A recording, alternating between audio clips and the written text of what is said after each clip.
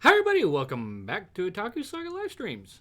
I'm Zero. I'm DK. And I'm Rizzo, and today on the live stream we're going to be watching the second episodes of the ones that did not get dropped. Welcome to the anime Battle Royale. Kind of. I mean, we're knocking off one by one. Not really. We dropped two because they were just so shit last week. Yeah. So these ones made the cut though, so we're watching episode 2. Shit happens No. to be made, apparently. Right. But so we're going to be watching Fairy Gone, Fruits Basket, episode 3. Kenja no Mago, Kimetsu no Yaiba, and RobiHachi today. Got it good. I'm gonna sleep. It's 2 a.m. Have a nice time watching Fairy Gone. Well, at least you showed up. Well, Is that a good fire or bad fire? right. Right, is it good? Is that like it's fire It's or lit. like Kill it with fire. kill it with fire? I guess we'll find out. Shoumetsu Toshi was just amazing. Opposite. Yikes. Amazingly bad. It's alright, we dropped Shoumetsu Well, Toshi. that was amazing. Unfortunately, it was amazingly bad. Yeah, that's amazing. It's worse than the Chinese anime that came out this Also, I don't want to be a pester about it, but it does bug me. Himiko, you said it's 23 p.m. You don't mix military time with You don't standard mix a time. 24-hour clock Don't with don't mix 12-hour clock. it's 2300 It's zero dark. or it's 11 p.m. It's zero dark 30 p.m. Oh, that's even worse. Good luck telling that time, fucker. It's okay. It's 6 p.m. here, and we just woke up. It's 5 o'clock somewhere. Anyhow, Very good episode. so I guess 2, we're going right? to go through these alphabetically. So we're going to start off with Fairy Gone. Okay. Sounds good. Have anything you want to say about the first episode of Fairy Gone? Animation was alright. It wasn't Bad. It wasn't as bad as some people were saying. It was. Wasn't that the one they were comparing to like a PS2 game, sort of? I think it was a wee bit better than that, and it wasn't distracting enough. It didn't get a whole heck of a lot of story, other than like, oh, she ran into a childhood friend again. Yeah, the That's story something to play very later. seems very They're leaving a lot of breadcrumbs to pick up as it goes along. yeah. Don't know. It definitely needs a pickup soon. So Please. I got a feeling it will this episode. Just like a slight intuition. I hope to so. make up for the last episode. Because I don't want to drop the only series in like 2 years that has a werewolf on episode 3. Poor thing. We need more werewolves. No, we need more werewolves with good storytelling. They need to make a Magic the Gathering anime. You're welcome for the image. Anyway, shall we? I do believe we shall. All right, ready, guys? Yep.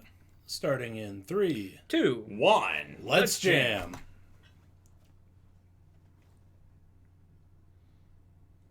Salute.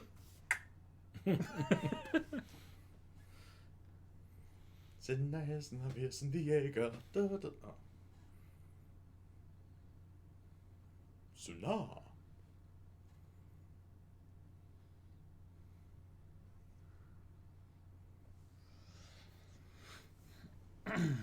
Well, you just need to go to a school that's with a course taught by a robotic rabbit. That's all.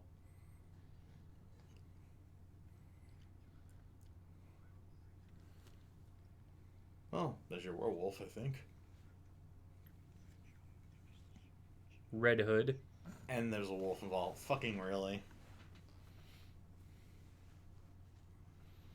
He has 2 irises per eye. That's good and creepy.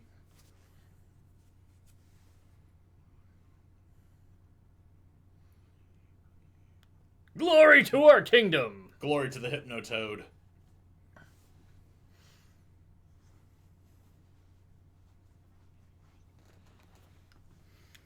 Fanatica. Gee. Isn't that a fantastic... That or everyone who lives there is fucking crazy. Fanatica, Fantastica? Little disaster, huh? Well, at least you're not a humanoid typhoon. If they go to another city, it's called July. Hey, Ryusei, Fanta. How's it going, guys? Gotta love it. Medieval battle tactics in urban, more modern warfare. Charging gunning positions with swords and shields. Very smart, guys. Depends on the armor. True. Depends on the gun. Oh. Oh! There's your armor. Or no. Oh God, it's 3D. Ah! But every bit of shading is just as drab as the background, so it doesn't matter. Woo-hoo. Ooh! Impressive. You dodged my big pointy. Proper extendy use thing. of hidden blade. Hidden spear. You'll probably see that in the next Assassin's Creed game.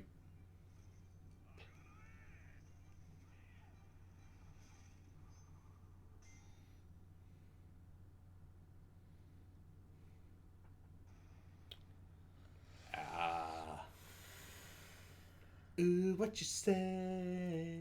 Ooh, what you only meant well. What you say? Fanta has to watch us in 144. Is that an improvement or not?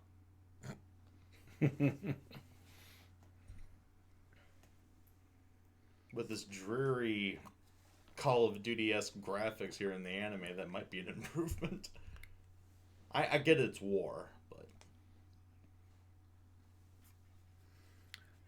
there comes a You point lost where it's motivation to react after episode 1? yeah. The luckiest person alive.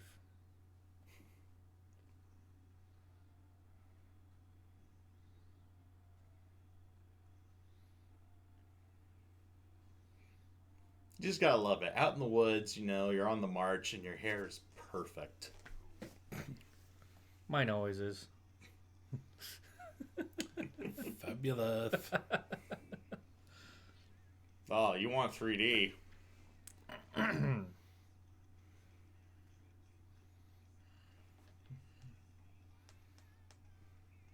So wait, it has 2 pupils per eye, but it has 4 eyes. It's a lot of pupils. It's like a spider. The 2 main characters have a sad past. Yeah. You don't say. Yeah, okay.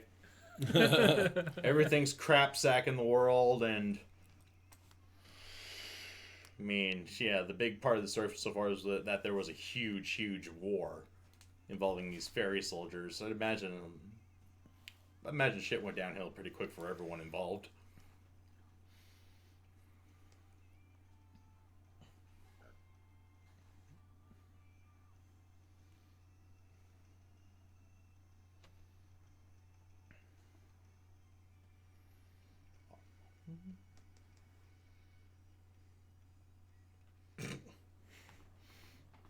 Not only did it have bad CGI, it was just a bad story all around. There is some glimmer of hope for this one, at least, Himiko. Dang it, Yeah. cameraman, you're about 5 minutes too late. And also, who turned on Samurai Champloo? Damn, nice grouping. And dual wielding?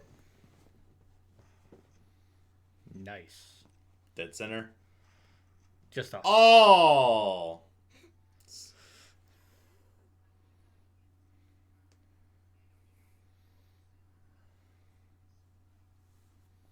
Doki doki.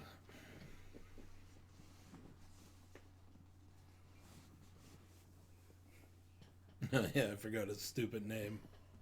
It sounds foreign. Ow. Dude looks like a lady. But he definitely doesn't.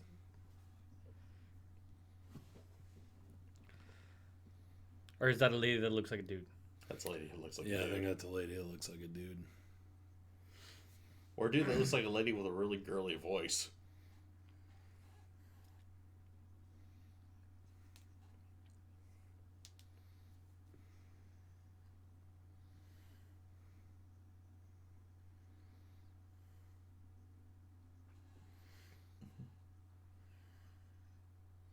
She must be the chosen one. She ain't buying this report. Smart.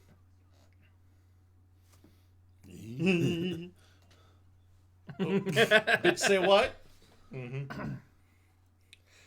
God damn it, I had to do more paperwork. Should have just killed her. Thinking of Genjo signs from fucking Sayaki. God damn it. I should have just shot him.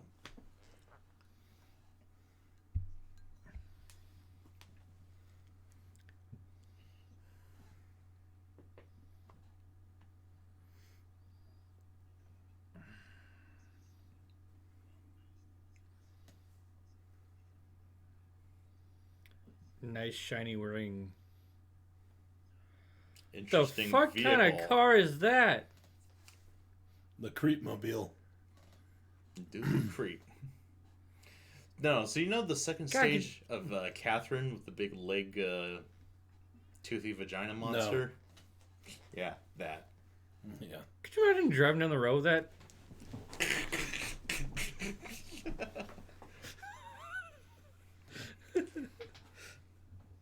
Patreon.com/Otaku Saga, by the way. I want to build one now. Oh! Nah, I'd probably top out at like half a mile an hour. 0 to 60 in 2.5 years. Well, I think, God, what team built a huge walker? What's up, Shiro? Welcome to the chat. Shiro is indeed white. Good job.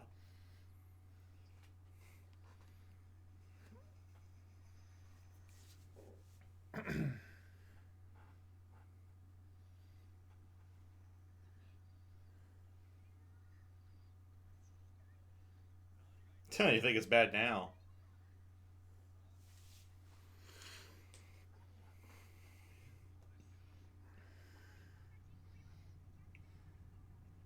Ah, that explains Blondie.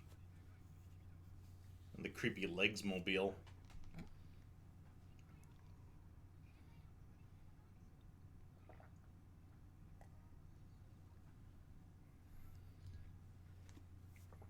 You see a car with legs roaming down the street, you're gonna scare the shit, you're gonna be scared the shit out of. That is very useful.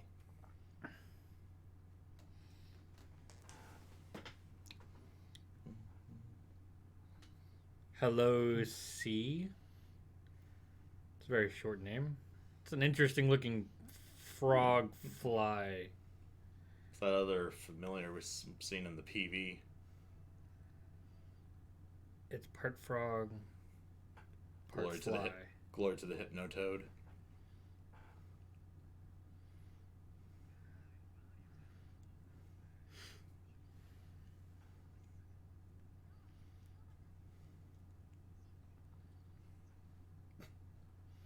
Oh, you weren't sleeping?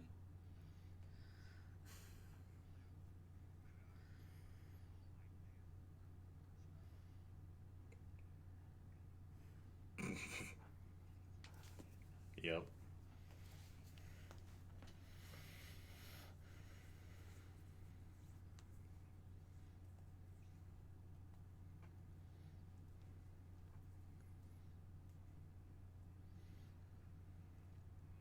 So it's a legged half track? Well, that is indeed as creepy as I thought it would be. Yeah. Looks like something out of a Hayao Miyazaki flick. Kind of.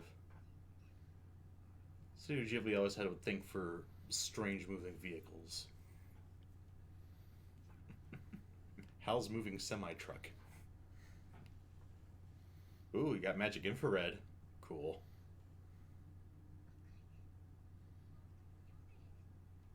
Code Blue, it's an angel!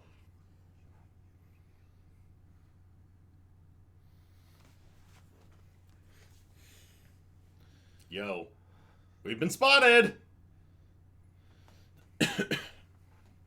Nope. No, you're not.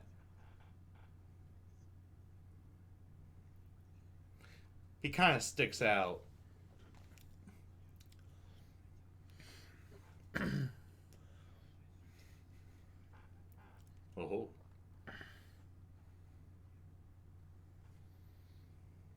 It's not a carbuncle this time. It's a little frog thing.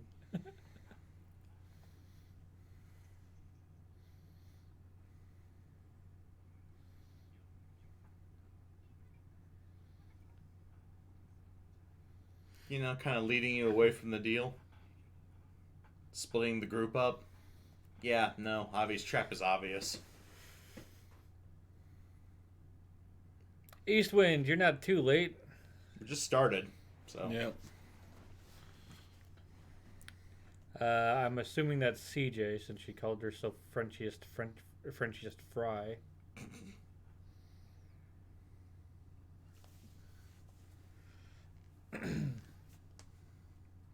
Oh, way to bring up the past. Are we gonna get a egregiously placed flashback? Well, we got plenty of those last episode.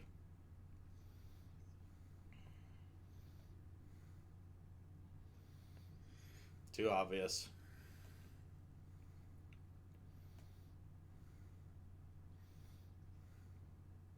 In a narrow alley, wouldn't you know?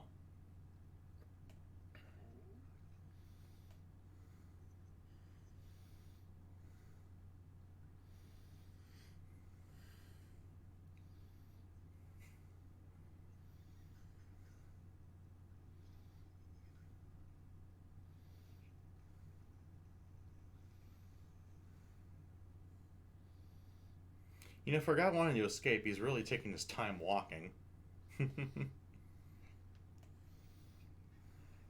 Oh, jeez. Yeah, I don't think he was trying to escape. I think he was just trying to split them up so that... Yo. Surprise, motherfucker! It's not a surprise at all! Is it, Steve? Same net result. Now, behold, corn. Corn.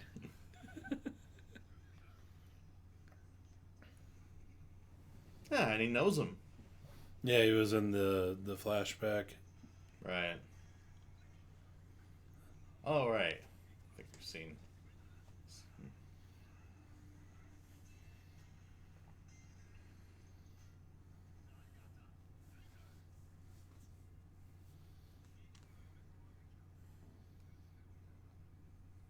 Ooh.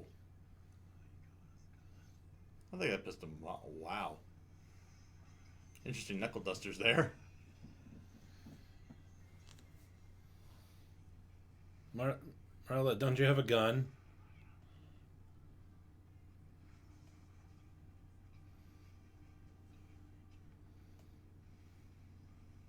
And also one of those very Oof. Ow. Ah, looks like it's been Disarmed. But guess what? It's about to return the favor. No, or Damn not. it. Damn it.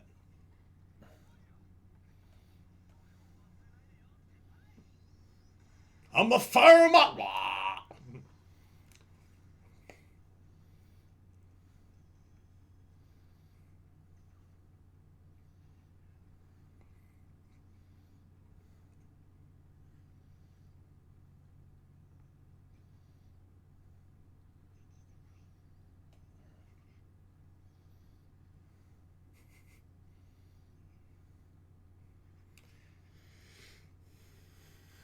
You're telepathically linked. You've had your hands cut off.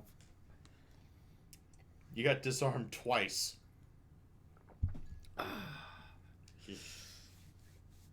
The sympathy pains.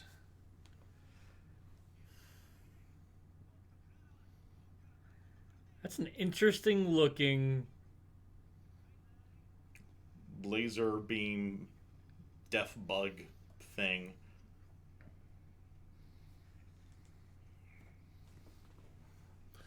Yeah, probably. Well, hey, you know, you gotta do recon.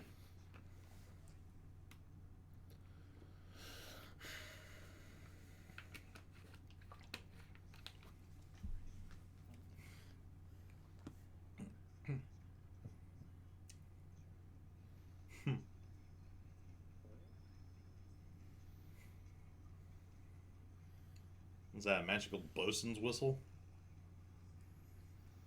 kind of what it looked like, yeah.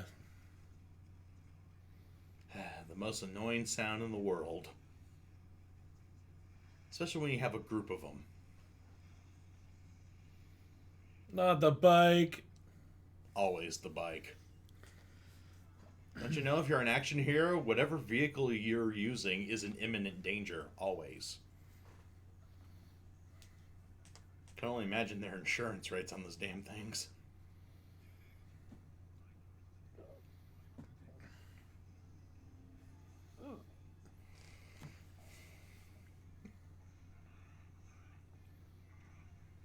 Also, little froggy's going toward the combat zone. Maybe it's useful for something other than recon.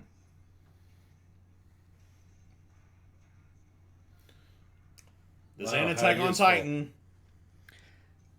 Doesn't those things Maybe look the like softer miniature parts? hunters from Halo? The big hunter spotting. covenant. Yeah. Kind of, yeah. Hit them in the soft parts. Oh, that's what the frog's doing. She's spotting for the artillery. Nice. Damn.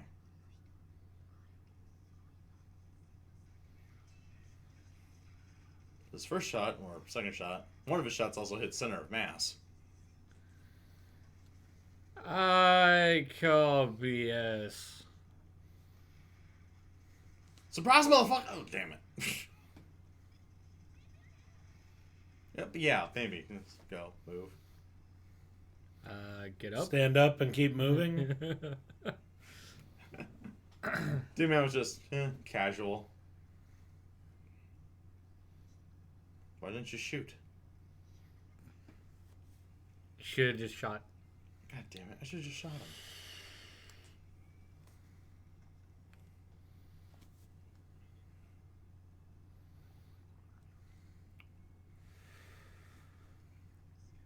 Your skill is not enough.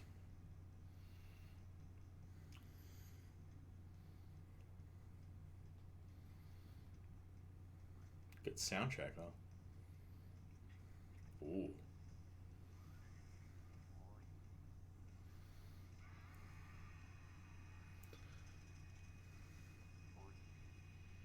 Damn.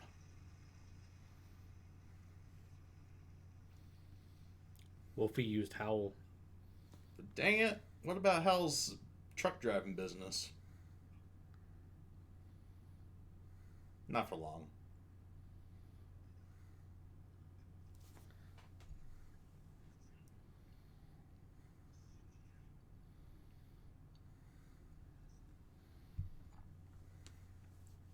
Nothing personal. Just plugging the leaks.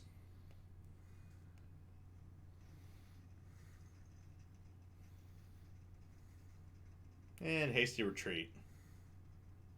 I call bullshit on that. That car would be moving.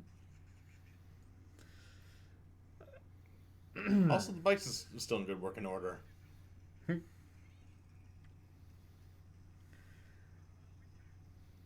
That car would be just... I doubt anybody's going to be riding on the back of that thing. See, that looks more like it.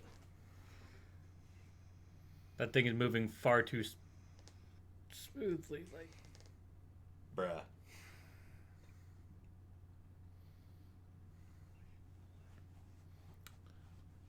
I ain't your pal, buddy. What do you think?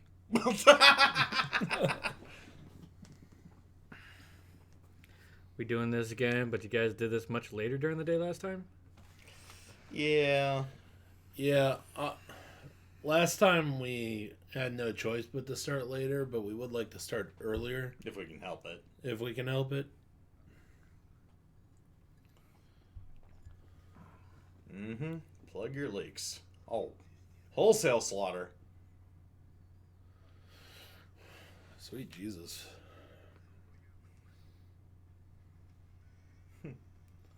Okay, then. Well, the action certainly picked up compared to last week. Yeah. We see our girl here, her first big job with Dorothea. And that's about it, really. story hasn't progressed much. Yeah. I mean, we get a little bit of like, okay, this is how Dude Man got his fairy. Yeah. I would say that I thought this episode was a little bit more interesting than the last one. But, yeah, I still don't like the main girl that much. Yeah. I mean, we really don't see a whole lot of her, except her just being a noob, which I guess would fit her progression through the story so far, but... Well... still... I don't know how to put it. I don't exactly like it for some reason.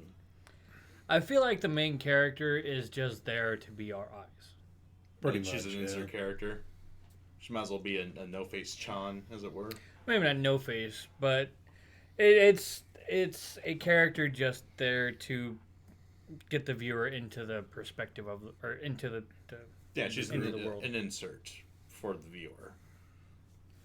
She By still the way, has... the series got confirmed for 2 core. Well, time to drop it. No. Don't worry. This Yeah, it's an original series. Yeah. Stinger. What do we got here?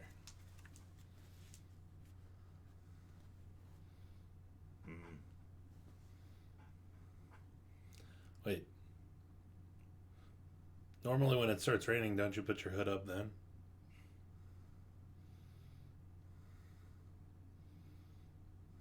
Why was it necessary to take your hood off?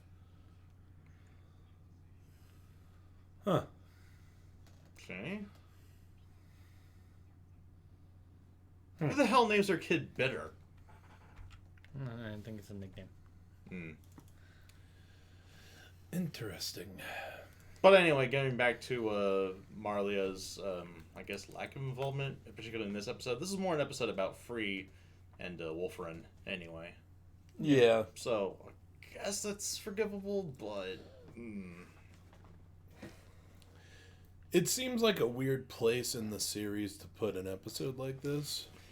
It really Normally it'd be like, you'd get that intro episode like we got last week. Right. And then you get more of like, okay, this is the newbie training and going out for your first assignment. And it's not quite as involved with the characters' backstories. You get both of those elements, yes, but there's so much of the in-between part kind of cut out, it feels like they're separate episodes.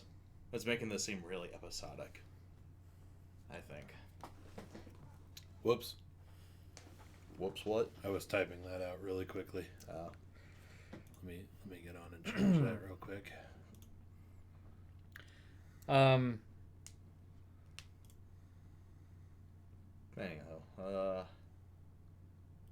I don't know. I kind of like it. I also like that they skipped the whole training deal. It was there was a time skip. like I said, I mean, Kind of. I didn't cite that as like a criticism or anything. I'm just saying it's kind of what I saw.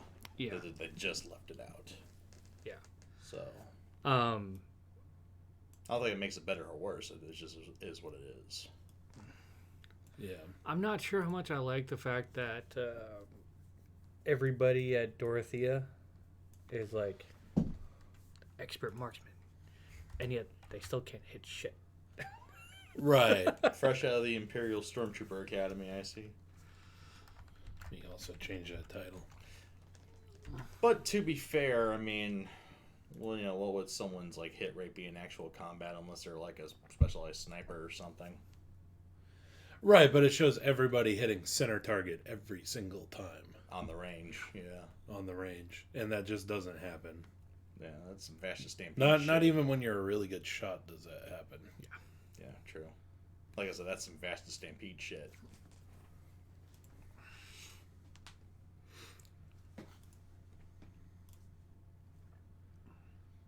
This would feel like an episodic episode, but the second episode kind of messed it up with the transition to training or something like that. I don't know. I feel like the training is kind of a moot point. Like the only thing that the training shows was they're capable. Okay. Yeah, Okay, normally, when I say training, I don't mean like the military training because I don't really care about that. I mean training to use her ability. Choose her fairy. Because she clearly didn't know what she was doing in this episode. Right. Which ended up being a detriment on the battlefield. However, there should have been some more parts with her, learning to control the fairy and things like that. Or at least getting more introduced to it. Again, going on a first mission that is not necessarily so integral to one of the characters' backstories. Something that's not so important to the plot. Right. It's more of like, okay, this is generally what you're going to be dealing with, not necessarily like, oh, this is what you're going to be dealing with, but I got this whole other thing going on in the background. And that's what just didn't work for me in this episode. Well, that's in their job description. I mean, yeah, it's in the job description, and that's kind of why it seems weird that... What Mouse said, it should have been replaced with a Milk Run episode. They should have gone on a mission that was like easy to ease her into it, not be put on a mission that's going to be... I think they were thinking this was going to be like a routine sting operation, stopping an arms deal or going down, and then shit head south. But going that route, it seems like you're trying to pick up the story really quickly. And for a series that, as we discovered, just got greenlit for 2 core. Well, we also remember the other 2 core original series, Recreators, and how it tried to ramp up action periodically to try to just keep the viewers involved, and then it would just slow down it would just 5th gear, 1st gear, 5th gear, 1st gear, back and forth. Yeah, and then they have to release. Well, they also didn't time it very well, because they ended up like stretching out something that should have been like 1 or 2 episodes into 7 or 8. But yeah, I don't know. I just didn't think that this was quite the proper place in the story to introduce such a big what's his name? The guy with the stupid name. Which the main one? guy. The main guy. Free. It wasn't the right place to introduce like his old war stories and have him. Yeah, we still don't know jack shit about Marlia, really. And now all of a sudden we're getting basically a side character. This would have been a much better place to slow it down just a little bit and show more of like Marlia's backstory, or even show more of Free's backstory, but not like have something happen in the present day that has to do with the story going forward. Well, something that happens in the present day that has to do with like somebody who he was with in the war or whatever. Yeah, they probably should have introduced us more to Dorothea, and we're talking about all these like training montages and Marlia getting more used to her fairy. You could have dropped that in as a way for us to get introduced to be more familiar with these important parts of the story, perhaps instead of just going over, kind of barely touching up on like part of that and then fast forwarding seemingly to this arms deal gone south. But yeah, I loved Recreators too. I can also see it had a lot of flaws. I like parts of Recreators. There was a massive part of the story that I didn't care for. Preparing the preparations. Prepare the preparations to the preparations. Big shit festival. God, it's almost as bad as Endless. We're going to be watching Fruits Basket episode 3 next. Alexi asked, by the way, on the side note, have you guys seen Dororo? We actually have not. Nope. We did not get to it. Yep. So, yeah. Anyway, Does this survive another week? I think so. Like I said, there might be some pacing issues in this series going forward. We might see a recreation of Recreators. Oh, God. If they do an episode 13 filler, I'm dropping this shit so hard. The problem with Recreators is that they kind of set like a finish date for themselves, and then started getting too close to it too soon. Yeah. So, I would say it has potential. So, it's definitely something that I don't dislike watching. Does it have the potential to turn green? Honestly, right now, no. I'd rather just get it out in a stream rather than... With what I've seen so far with the pacing issues and all, no. Magmel had a potential story. That never came to fruition, and just, yeah. Magmel had, like, the premise of Magmel has massive potential. That's what got us interested in watching it in the first place. I honestly feel like I could do a better job writing the story. And that's why it's dropped. Because it decided to go with the monster of the week, have no real character progressions, and... Just introducing us, to Zero and, Mr. Hitler Youth and all. It just... No. It wasn't even a character introduction at that. And I mean, if you can't be bothered to introduce your main heroes, really? And what the hell are you doing? What the hell is Care Bears doing? Care Bears? Did they hit him with a stare? I don't even want to know. I don't either. No. But apparently Care Bears was in episode 2 of Magmel. Glad we dropped it. Care with a K, because copyright. Yeah, no, yeah. All right, let me change up this stuff for... Just the way you describe it, that is worse than jumping the shark. There we go. Knockoff Care Bears. Stuff changed up for Fruits Basket. Of course, it's a Chinese joint, so it has to be a knockoff. Right.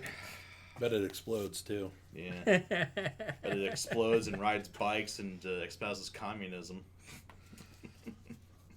I'm part Chinese. I can be racist.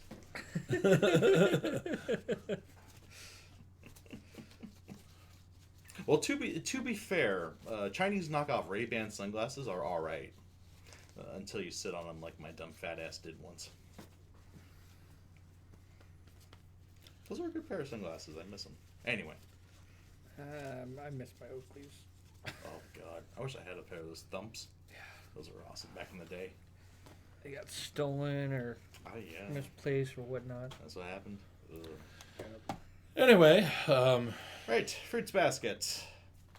Yeah, Fruits Basket. Hey.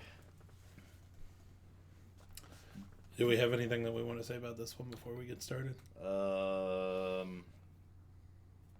More of the same. Yeah, I mean, at this point, it's what I expected, I guess. A nice... It's just a reboot. Update, a more detailed reboot of the original series. Also, I will still never get over the fact that is it the opening song that's titled again? Appropriate. Which Full Metal Alchemist Brotherhood, the first opening was titled again. Appropriate for yet another more true to the manga reboot. So that's it. If ever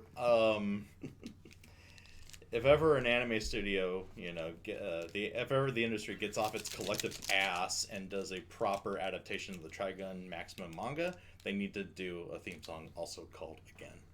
Right. But just new rule. One more. Can I get one more? Oh, right. 3 episode rule in effect. Well, I think as far as Fruits Basket goes, I don't think it's one that I'm going to want to drop.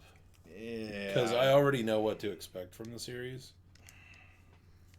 I don't feel it's necessary to drop it, but I also don't feel it's necessary to make it a green reaction. Right. It's also something that I like being able to just deal with on stream. Yeah. Rather than do a full reaction for it. So there you have it, guys. They had to reboot a Berserk? Yeah, they tried that. They tried that a couple times. No, stop who. You just can't match the glory of the manga. Until you can, don't animate it. Right.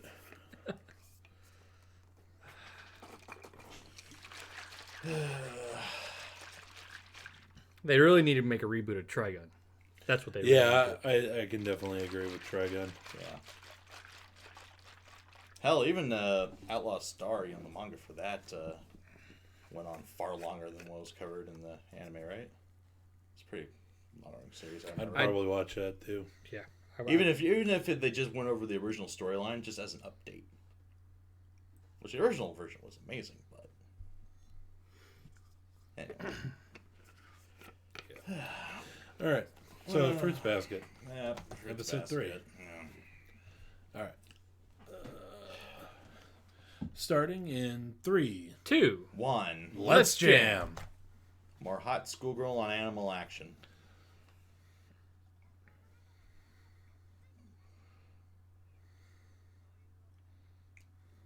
No, we did not, Himiko.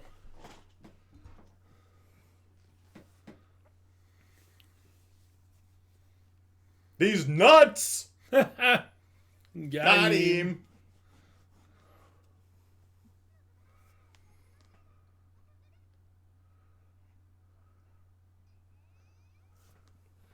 Bitch Brigade, go! Bitch!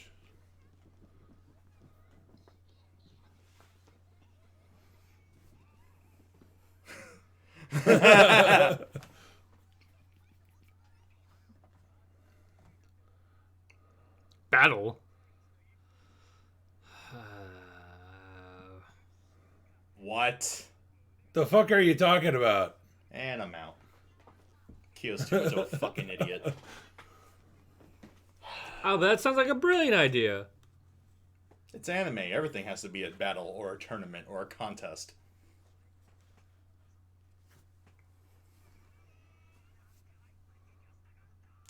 Because yours is shit. Kion killing. Ugh. That's more degrading than just Kion, singular. Where did they come from? Fuck your pussy! Fuck this shit, I'm out! He pulls all the pussy. And yet none of them. Pussy everywhere, yet any... Never mind. The rhyme of the ancient perv.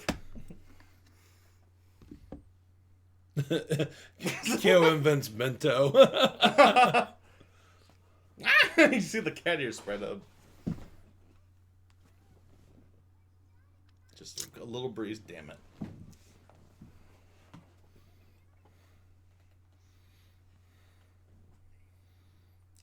Well, Keep getting to turn off your swag.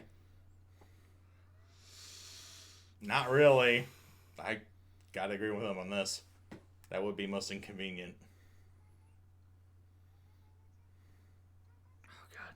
Hell no, I'm a loner. Last night, I drove up into a shopping center at work, and I turned the corner into a darkened corner of the shopping center, and shined the light across the corner, and all I saw was a bunch of little yellow eye pairs. Oh shit. There was about 15 cats in that corner. He's like a feral colony, just... It was creepy. Nah.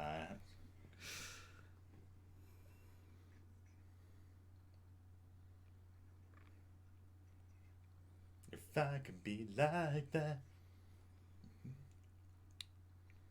I would give anything.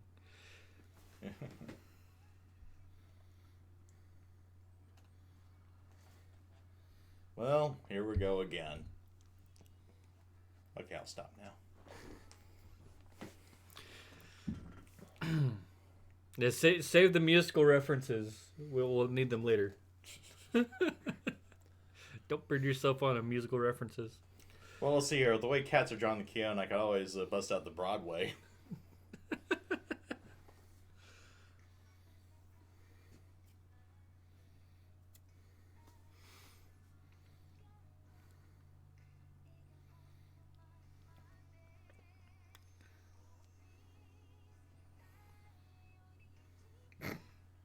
I'll never get over that. Sally Cinnamon? What? No, the song title. Ah. It's appropriate. Give Can't him wait that. to see the other animal people.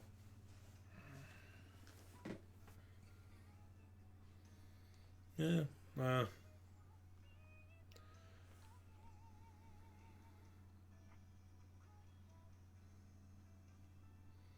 Hair doesn't just...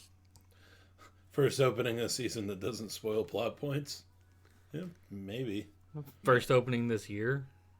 Yeah, think so.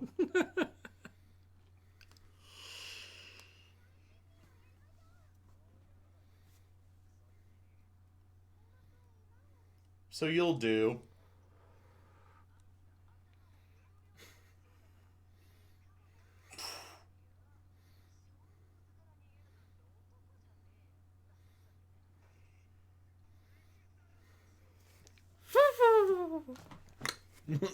Got him. Hook, line, sinker.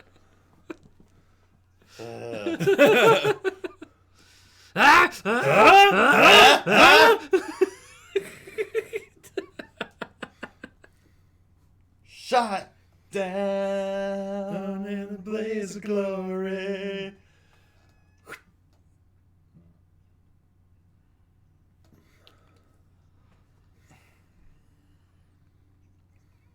There's a reason.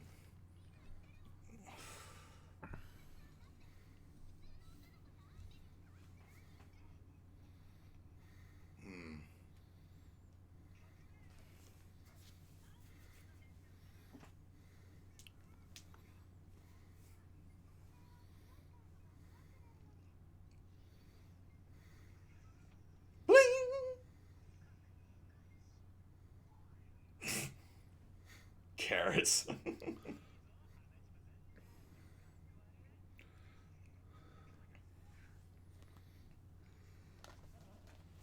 Rodrigo. Rogerio? Rogerio?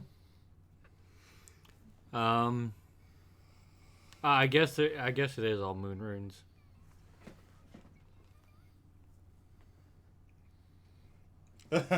Hey mouse. This logo is all moon runes. Oh, he already sees that. Okay. Hi.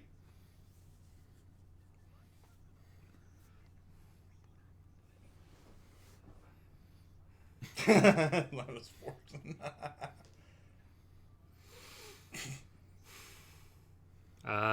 Let's please not break the school.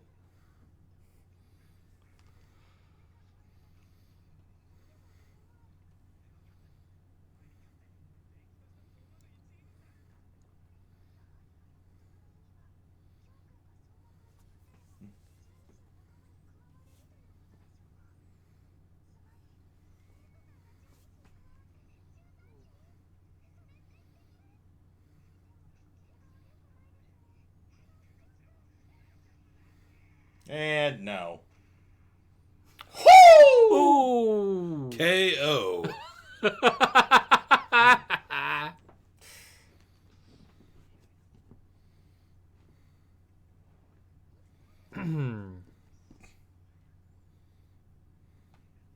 Because you're too hot-headed.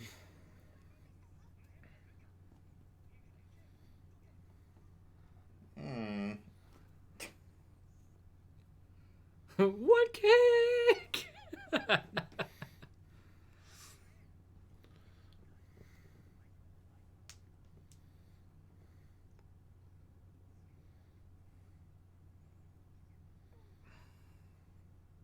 Probably got dumped again. Or probably had to dump somebody again.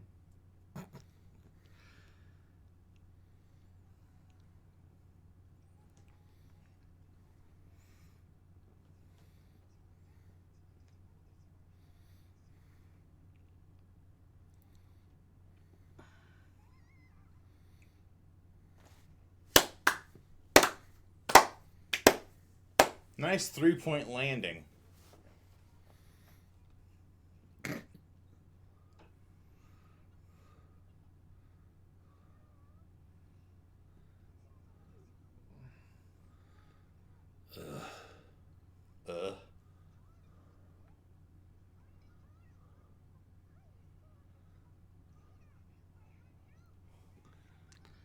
Oh. Oh shit! A foreigner! That's not English. I don't even know German, and that sounded bad to me. Oh my god. Fuck this shit, I'm out.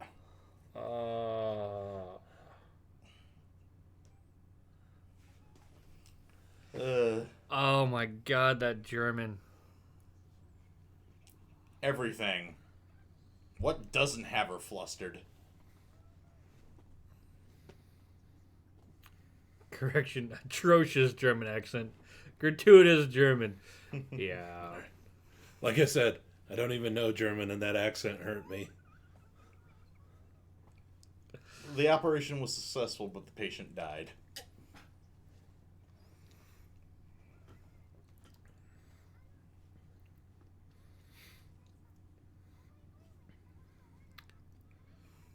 I'm not worried at all. I'm sure he is pent up.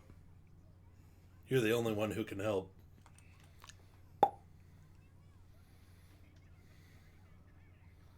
Drunk salaryman! Out of nowhere. Damn.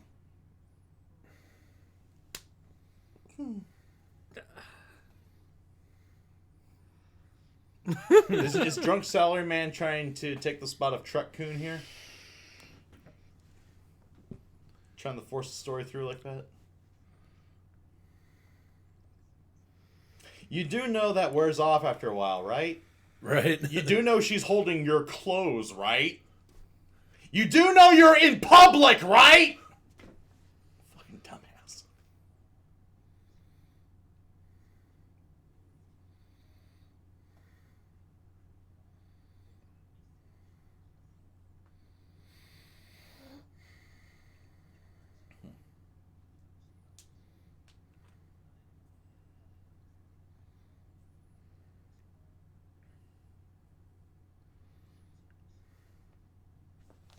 I'm so fucked up.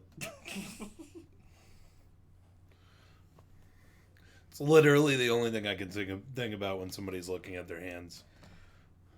By the way, I would totally not be walking next to... If I was an animal person, right? Mm-hmm. And I got turned into an animal, I would not be walking next to a person. Especially if I was that small.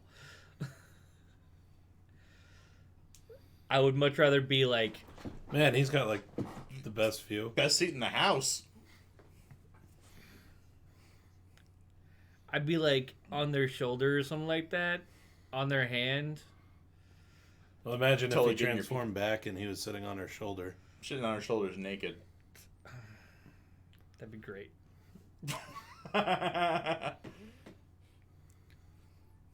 Yeah, no, you'd be getting your name on a list somewhere.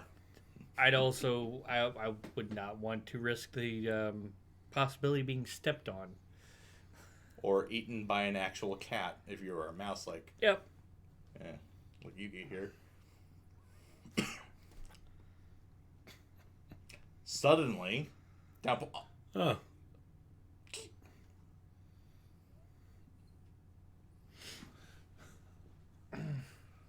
The Sun Typhoon. Okay. Aren't those predictable several days out? Saying it's a sudden typhoon. There's sudden, and then there's instantaneous. Gonna have to call bullshit on that.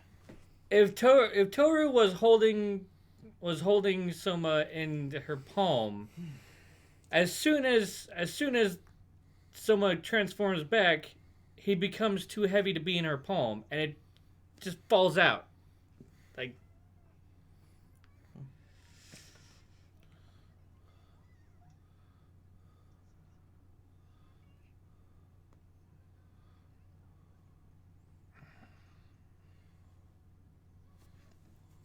Depending on how you transform into humans, your legs would go out either side of the hand.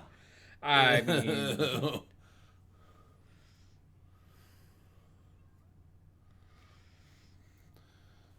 Legs would go to the other side of the hands, and then she'd end up credit card swiping him.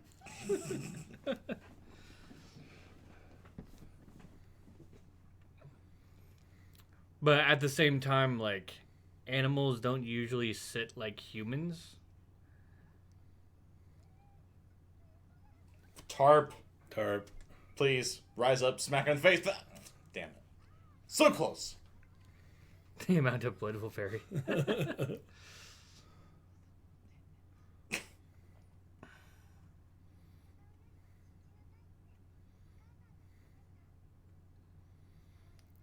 Could you have this conversation indoors? I think you're both catching colds right now. What? What are you saying? I don't can't know. hear you In over the rain. In this much rain, it's probably terminal knowing anime characters.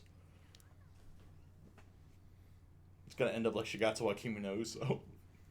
The wind is too strong for me to hear you. Also, there's peals of thunder outside. We shouldn't be outdoors here in a clearing like this.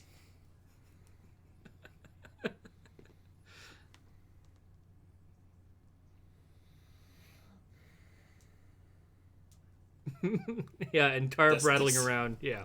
Nice reference there, Himiko. Dis. I have a sudden craving for sesame oil.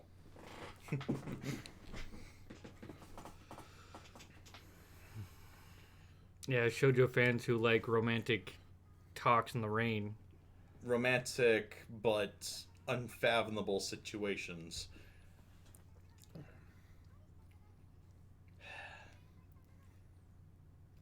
That's one of the things I don't like about shoujo, honestly. It's like, really? It just annoys me.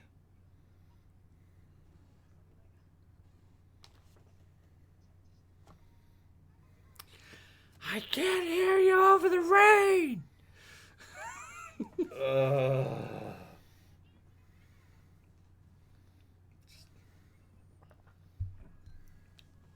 But this is Nice job, dumbass!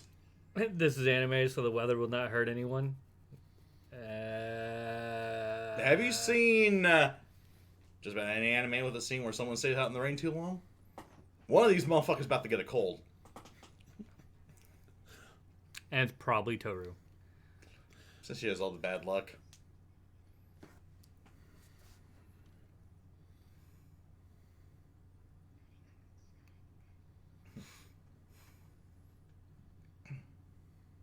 And so...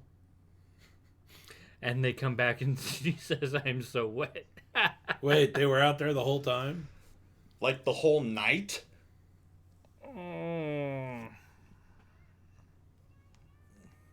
And all that chive.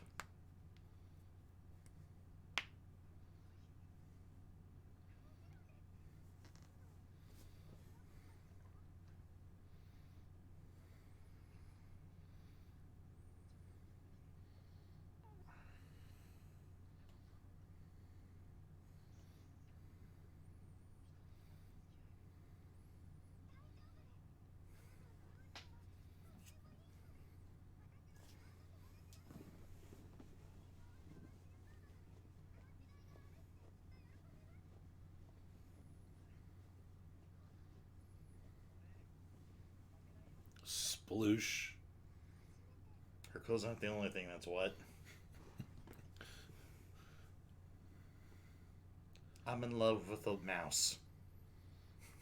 Mouse. Chew mouse. Da, da, da, da.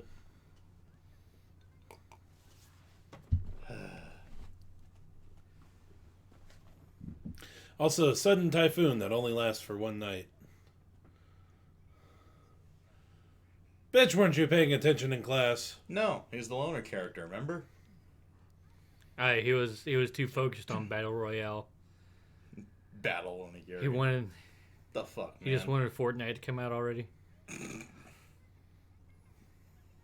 Or is it Apex Legends now? Well, I'm just gonna take it without asking. Just throw it down, really?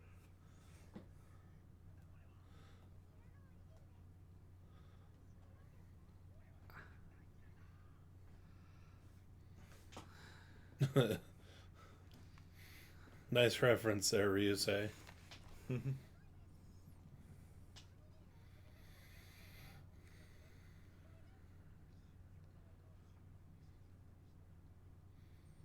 Plus, it's not that hard to roll onigiri. Really, it's not.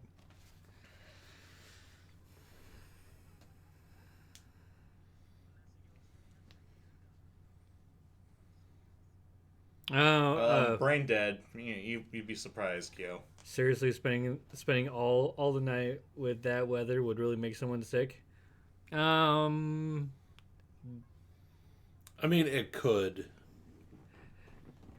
They kept warm by body heat. Well, Keaton. Ryusei says it's probably human typhoon. That's it.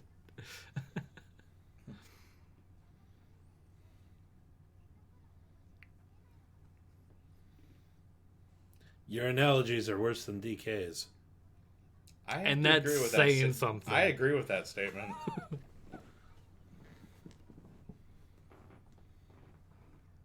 Plums. You are all plums. No, it's jelly. They're jelly donuts. This ain't the 4Kids version.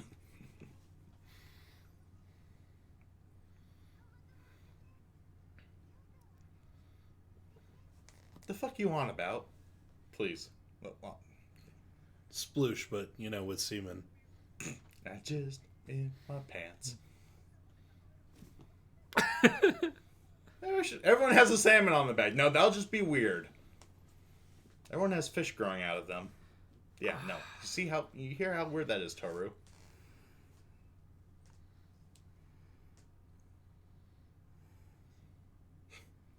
Plums are tasty. No, I'm kidding. Yours is nice and plump and juicy, and I want to eat. I'm sorry. Umeboshi is supposed to be salty, right? I thought they were just talking about plums. Sleep is for the weak. Well, this said umeboshi, which is a pickled plum.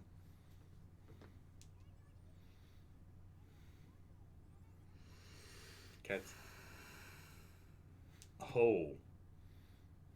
He's gonna shove it down his throat. Eat up, bitch!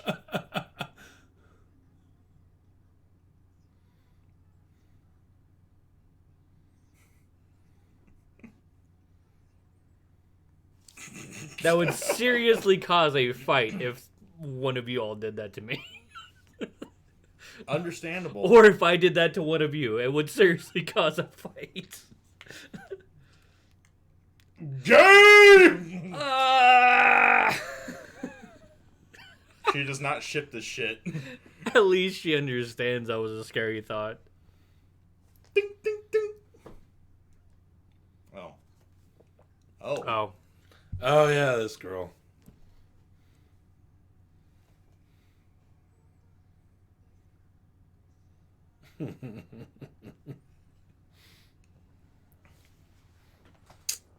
No, I almost can't wait until next week.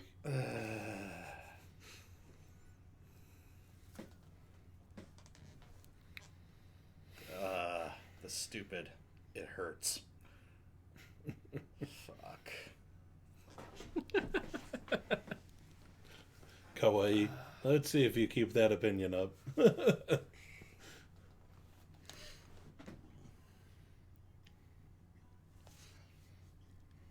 That's a lot of wool.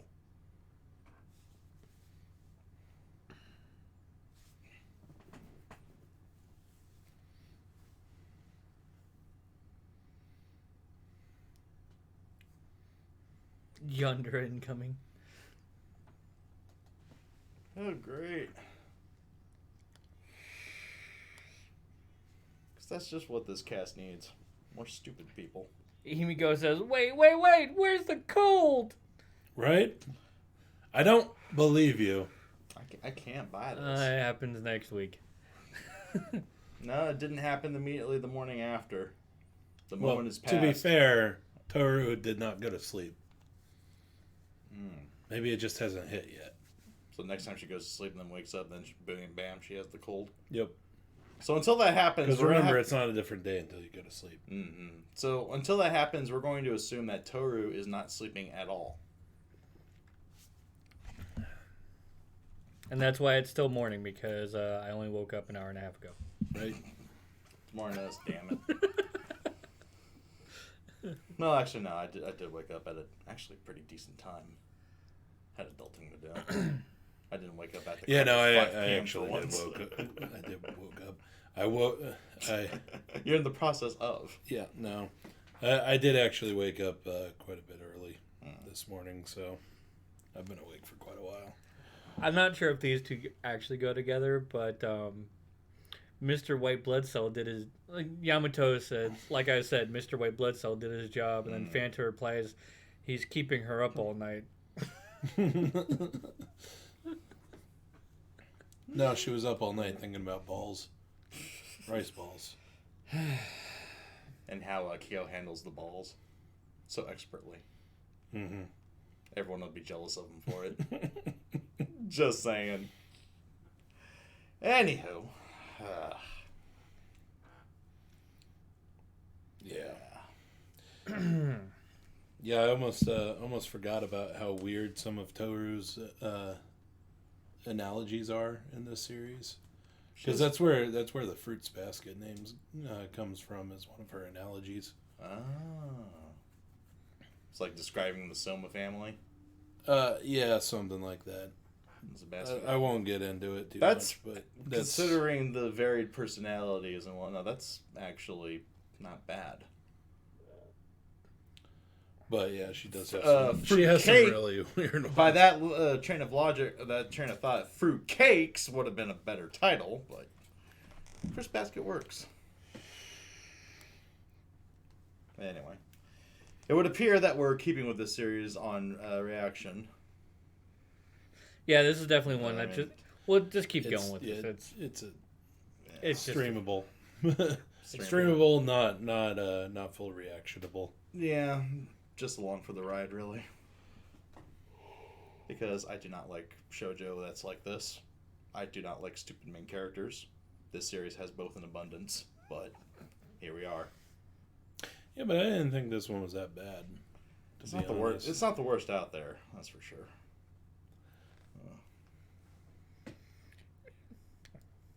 Also, if you think about this series, since she's chasing after Kyo quite a bit, this is basically just Toru's dissension into being a crazy cat lady.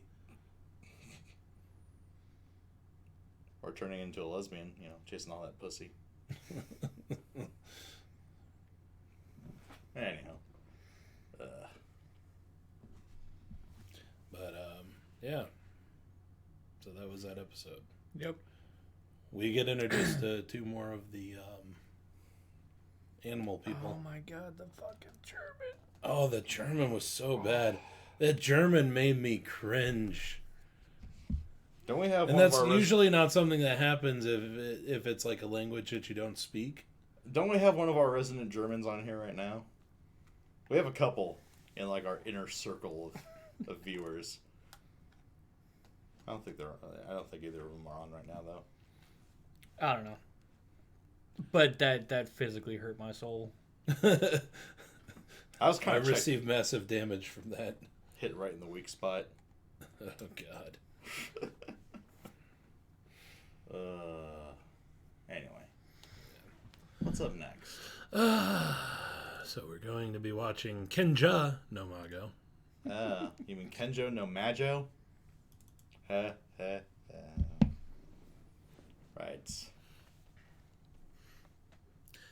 Oh, I know why I got that wrong when I typed that out. Why is that? Because somebody, when they made the logo for us, they put it as Kenjo no Mago. Oh. And you just kind of rolled with it? Yeah. Because I was going off the name of the files on the saved logos. Mm-hmm. Yes. Not throwing anybody under the bus over that or anything. Not pointing any fingers, but you! Give me one moment. Okay. Alrighty. I think I'll take a moment as well. Oh no! We're leaving Rizzo by himself. Keep him entertained. Time to watch the blue hair plot, if you know what I mean.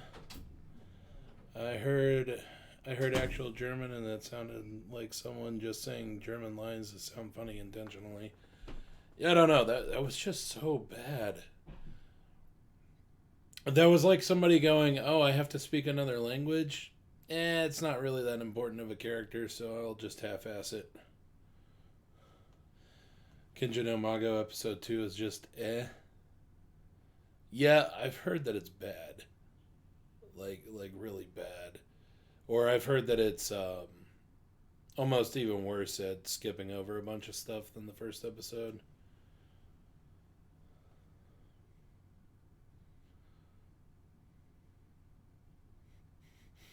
Isn't the plot even more useless than Aqua? That's saying something. That is harsh criticism right there. I did not read the manga yet. Sorry, Fanta.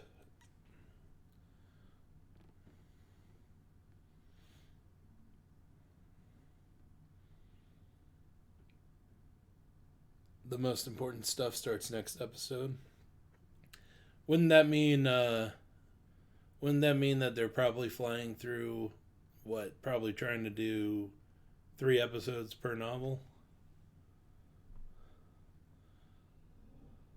I'm sorry. I'll probably try to read the manga here soon. I always forget.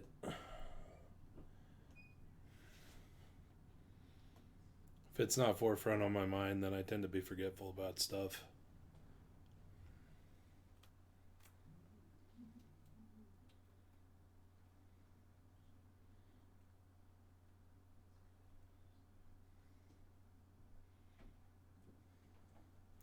Oh, thank God, DK's coming back. Nope. Guess again.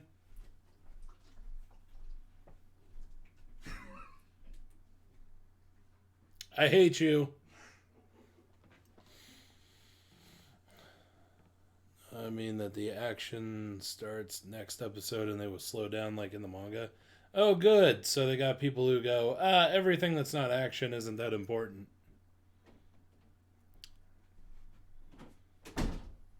That annoys me to no end.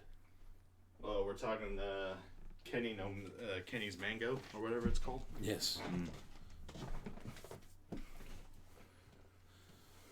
Been trying to catch up to the novels, but my mind burns out reading chapters. Yikes. Yeesh. Knights of Magic took 2 episodes to do the first volume, so at least it's not that bad.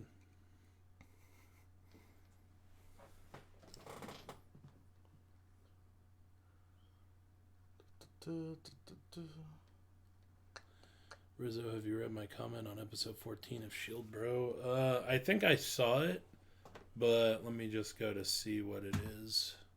One moment, Alexi.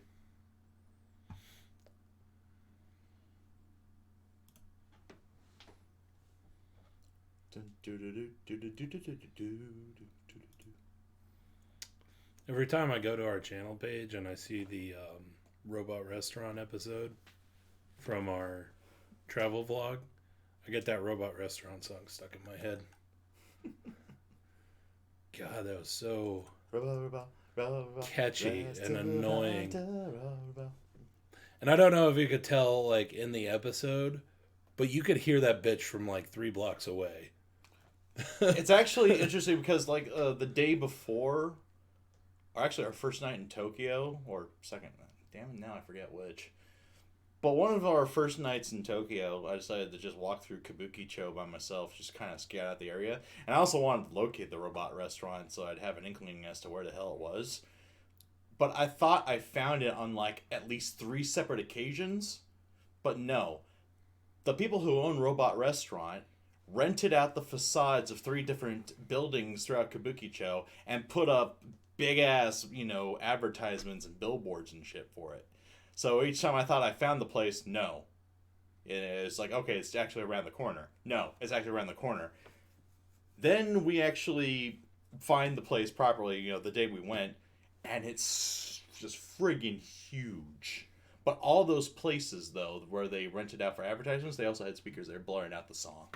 Oh my God. So that's where I thought I found it. So like half of fucking Kabukicho is blaring the Robot Restaurant song. Oh God. Along with all the other, noise makers and the music and the loudspeakers. And as Yamato says, and so Tourist Trap too. Oh my God. Kabukicho is such... If you're going to get scammed in Tokyo, that is the place you're going to get scammed in. Actually, that same night, I want to say it was a British African gentleman tried to get me to go into a bar. Right, yeah, the whole classic, like, anime thing where it's like, oh, come on in. Yeah, and he played, he offered me a fist for a fist bump. I thought it was just, a drunken reveler. I'm like, okay, how's it going, buddy? And it started, and then he's like, yeah, come upstairs and all that. And that's when I knew. I'm like, yeah, I'm meeting some friends down here. Later, buddy. And run away. Yeah, okay, so Alexi, I see your comment on Shield Hero. Mm-hmm. Spacing is once again changed for all the rush. The last couple episodes here, this is more slow one. The proper pacing is a welcome change.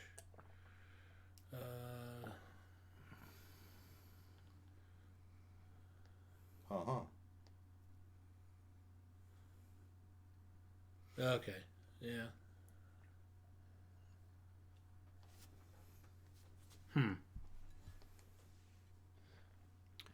Robert Webber. I was hoping they would put him in a cell and let him rot there. Yeah, but that never works. Right.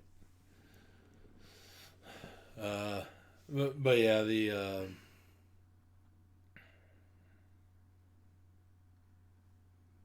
I wouldn't call the what is his name? Kill? The Ralph Talia's little friend. I wouldn't necessarily call him the Keel? first second. Yeah, Keel. That's it. Heel. I wouldn't call him the first secondary cast member because we do get some of them previously, like that one guard, get the old lady. That little group of knights who back up Naofumi during the second wave. Right. And all that. So, I mean, I would call those more the first secondary cast members. But I was like, I would count the slave trader himself as a secondary cast member. And I would count the blacksmith among their ranks, too. He's far too involved in the story just to be tertiary. yeah. But anyhow. And there were quite a decent amount of comments. Yeah.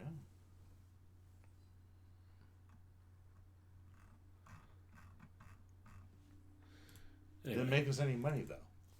Well, I mean, yeah, it's Shield Hero. How about the 14?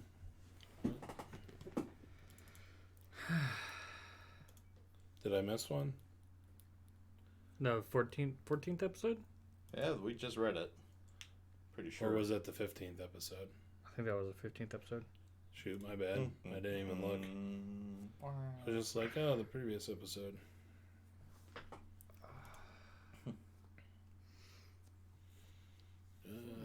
Damn stupid classic. There we go. That's better. Man, why do they keep trying to force us to use Studio Beta? They're trying to push it on everybody. Okay. This might take me a while to read. Jesus. Nice novel there, Alex.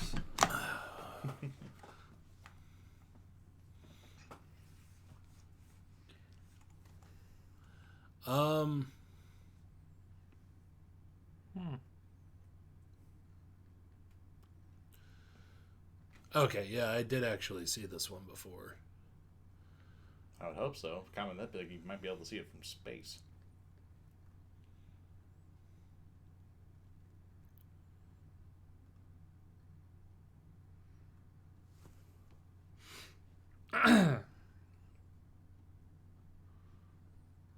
Wait, is that a poem? Kind of looks like it. Interesting.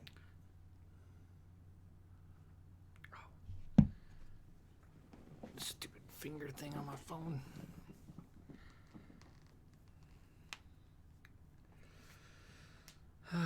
What finger thing on said phone, and why is it stupid? Like the Because it vibrates every time I touch it, even if it's the wrong finger. Oh, it's the finger... the haptic feedback. fingerprint lock thing. Gotcha.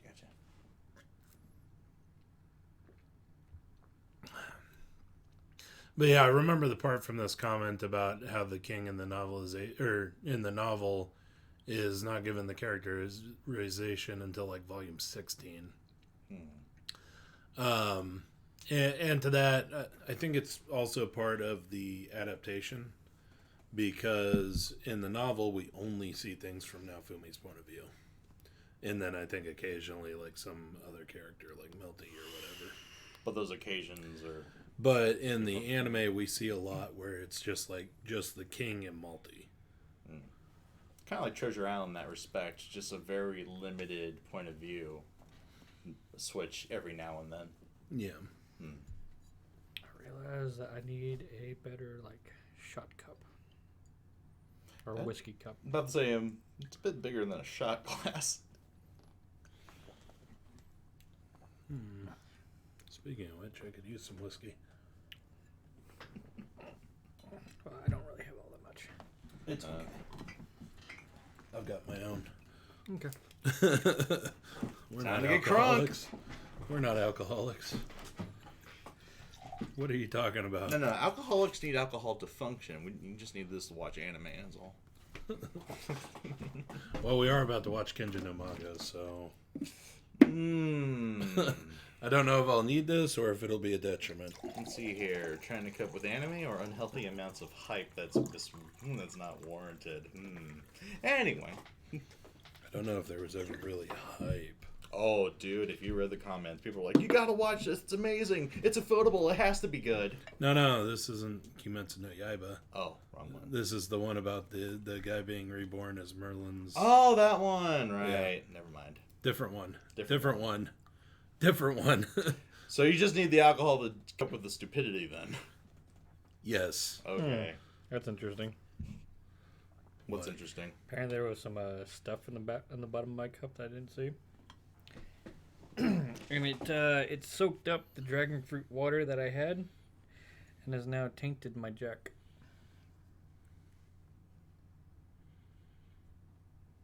Bruh. That's gross. At least the description, anyway. It's so, okay. So you had leftover flavor powder from your last drink, and now the Jack's. It's okay. It's alcohol. I'm sure it'll kill anything. Yeah. Fair enough. Whatever's bad down there is definitely dead, but. It's not bad. It's just weird. Yeah, it's just weird. This is why you only listen. Yes, Knights of Magic. Is that a fuel tank? Oh, this is really cool. Right. So I believe it was in the second episode of our. Yeah, so in the second episode of Otaku Saga in Japan, in the opening scene, Rizzo and I go to Yasukuni Shrine in Tokyo, which is basically Japan's National War Museum. It's the shrine that venerates anyone who's died on behalf of the emperor in war. And attached to this shrine is a war museum called the Yushukan. And in the main hallway, there is a Mitsubishi A6M Zero fighter. Perfectly restored.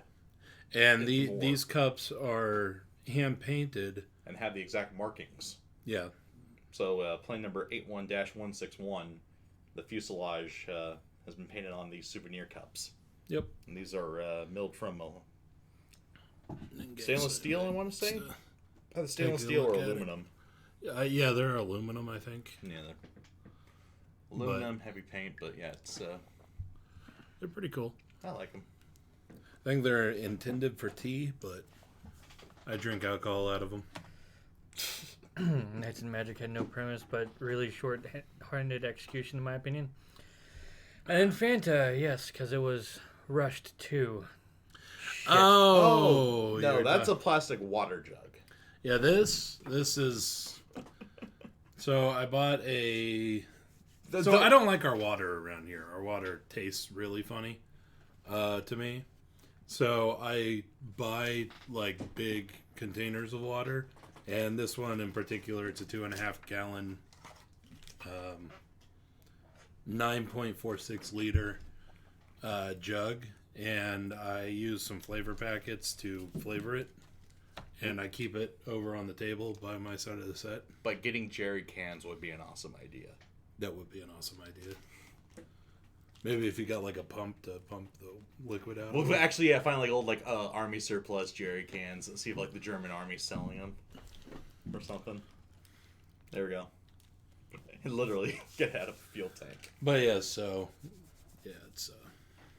I thought you were talking about this because it looks like it. Yeah. I like this cup, by the way. I love the cups. I mean, that's why I paid $30 for one. Was it 30? Yeah, it was like 3,000 yen. So I guess it was more like what, 28, 29 bucks. Kind of an expensive souvenir, but a really nice one. So, and that paint's probably gonna last. Just so you know, I decided to buy this, and I decided not to buy souvenirs for anybody else there.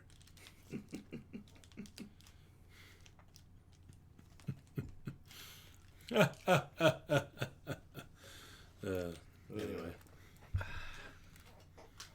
Next. But yeah, if you're in Tokyo and you maybe are a bit of a history buff and can look at things with an open mind, I'd highly recommend Yasukuni Shrine, actually. Yasukuni Shrine was actually... Honestly, it was probably one of my favorite parts of the Tokyo part of the trip. Because most of the Tokyo part of the trip was just us going shopping. And just like shopping in Akihabara. Yeah.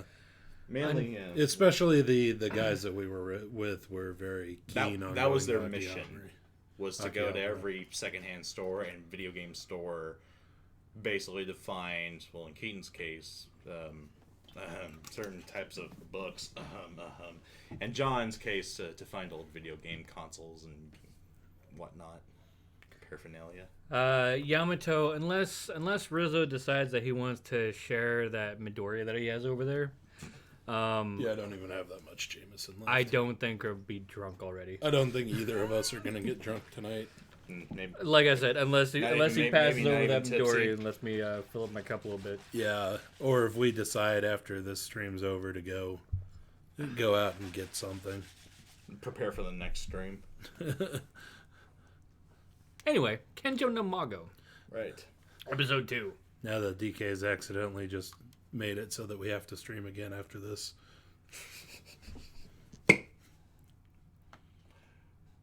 What did I do? Yasukuni is the most hated place that neighbors' countries avoid. That's I could see how Japan's neighbors probably would not like that museum. And that's why I said if you like history and can approach things with an open mind, because the place is so controversial. Right. But if you just look at it... Me personally, I find that kind of thing interesting. Like, yeah. I like going to, like, war museums and things like that here in the States. So I found that thing more interesting than anything. I mean, I feel like if we went anywhere in the world, I'd want to go see war museums, war monuments, things like that, just to go look at their interpretation of history. To appreciate the history, right? To appreciate history. And that's just me as kind of a history buff. Fair enough. Well, that's part of the reason why I enjoyed going to Hiroshima so much, which is an episode that hasn't come out yet. That comes out later. Spoilers. That'll be about 3 episodes. Get on it, DK. I'm still working on 5. Yeah. I've also been looking for a new job. Grumble.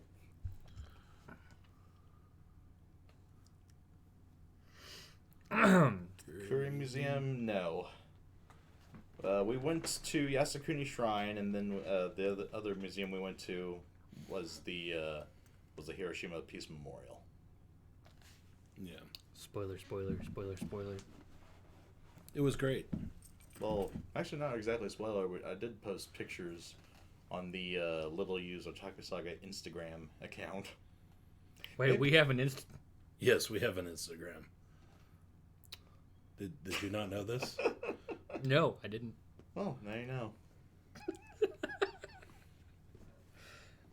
I mainly set it up because I'm like, I want a place just to put pictures of the trip. It was either going to be that, the occasional odd post on the Discord, or like my personal Facebook page to share with like friends and family. But yes, we do have one.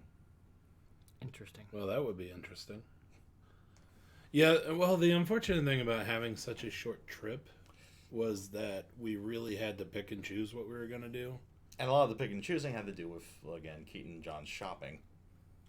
Well, that was the Tokyo part, which is why the Tokyo part was my least enjoyed part of the trip. Because we couldn't go do the stuff that we really wanted to do.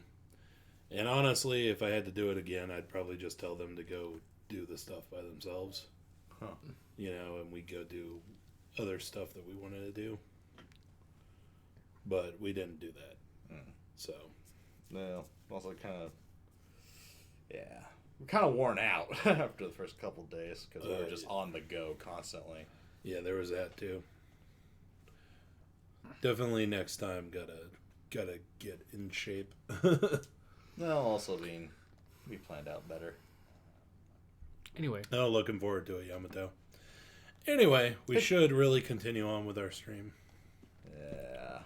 We got a couple more episodes. We haven't been putting this off at all. We're not stalling at all. I've heard things about this episode. Oh, really?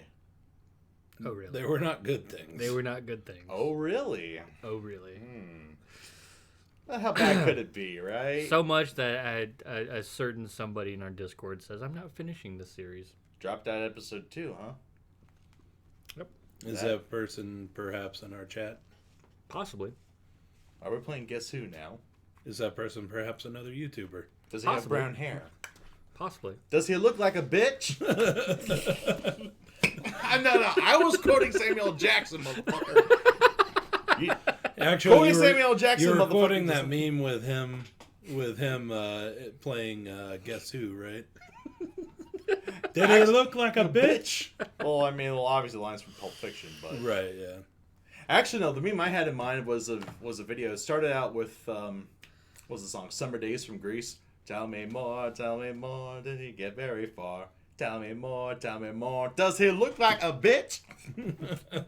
Extremely funny meme. I think it was like some asshole on Gag 9000 or 9gag or Reddit made it. Anyway, I think we've stalled long enough. Ryusei says, well, I'm still reacting to it, but Just because you're reacting to it doesn't mean you're enjoying it.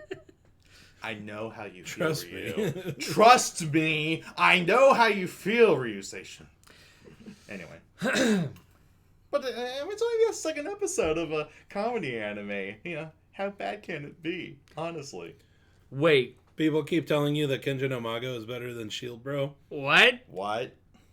Did they watch it with their eyes open? Damn! I mean, I liked episode 1 enough, but But It's not even comparable. it's apples and oranges. okay, I will save this rant till after the episode. Make a video out of it. Let's go. Okay. Okay, how bad can it be? Now I'm morbidly curious. All right, starting Kenja no Mago episode 2 in 3, 2. 1. let's jam. That means it's eligible for Isekai Quartet Season 2. Oh, shit.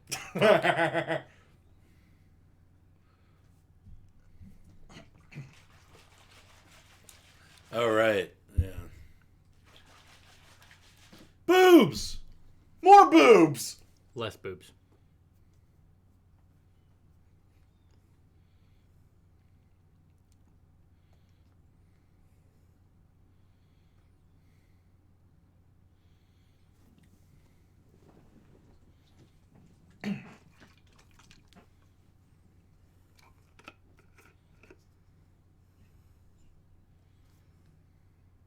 We were sure that you were a student at...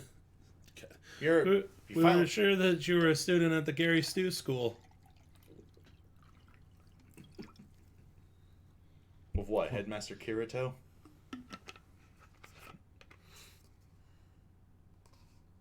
Fidget, fidget, fidget.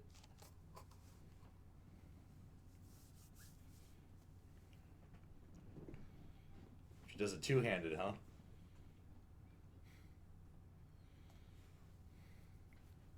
Oh, God.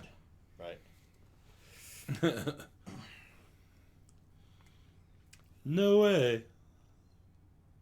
He's savvy enough to downplay it. She's not savvy enough to stop pushing the issue.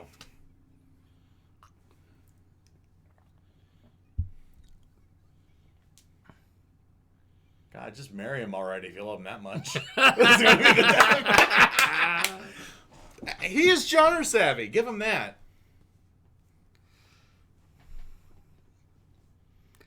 Didn't catch the Freudian slip. Nothing like you're thinking. Whenever somebody's Freudian slips, I make sure to pay close attention anytime it pops up. Smooth. Like, it usually means something Interesting place was for the on their credits, mind. Also, We should dig I deep. see the Grim. Right. Hold on. She's not paying attention. Aww. Such a troll. Blue.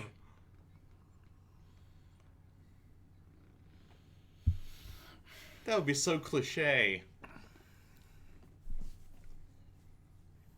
Actually, for an anime romance, this is proceeding at light speed. Bitch, hold up. Slow your roll. And your massive thigh sweats.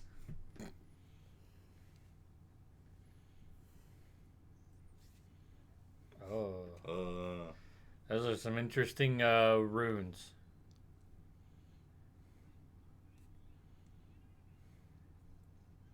Bitch, say what?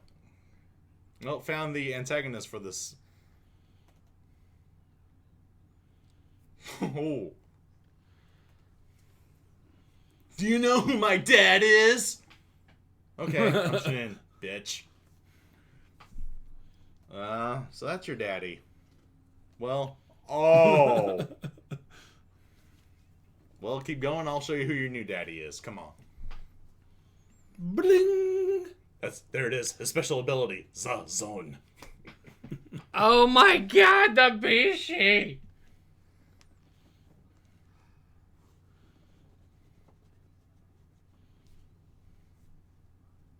The prince, huh? Throw that weight around, boy.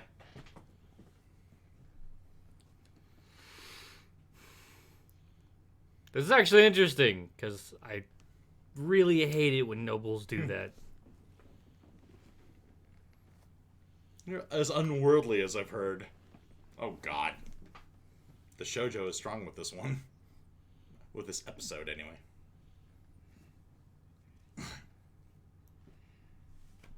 Sound travels, bro. Uncle disses.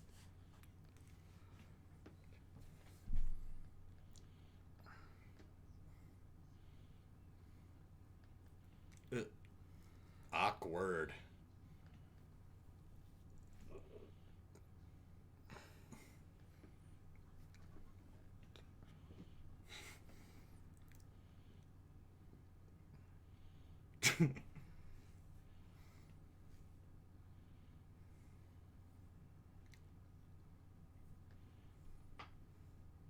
The half of it you don't know.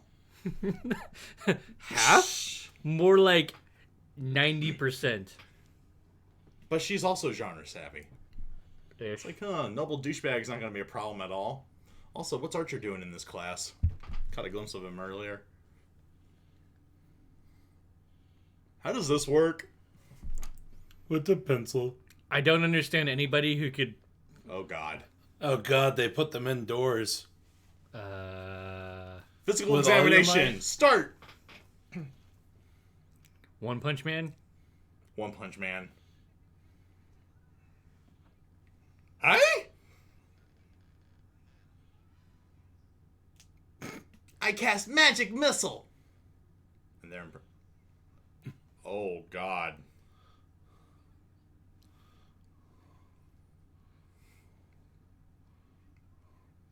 Nature's beauty. Oh, God.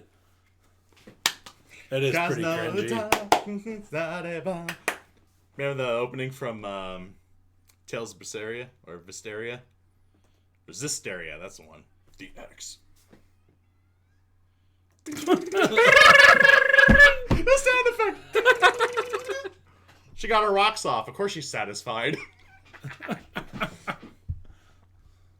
I'm gonna embarrass all these motherfuckers. Show them how it's done, boy! Oh, she knows. He's still gonna blow the building off the foundations. Make sure not to destroy the training room. What did you say? I trolled you.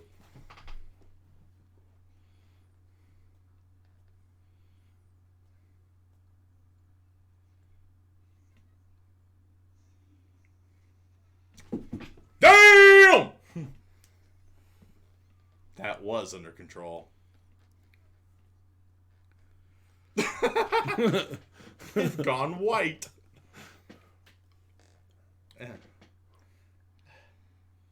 Now we have to kill all 4 of them. No witnesses. Too late.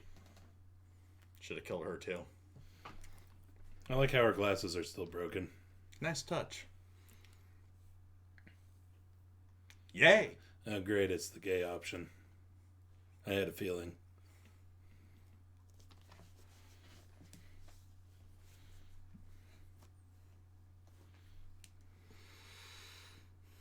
Nice. Yay, free enchantments. Can I upgrade them myself? No.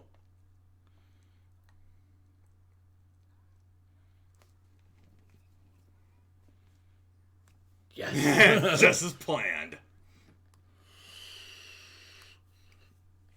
So you have a huge target on your back. Oh, no. Son of a bitch. Gay option is still an option.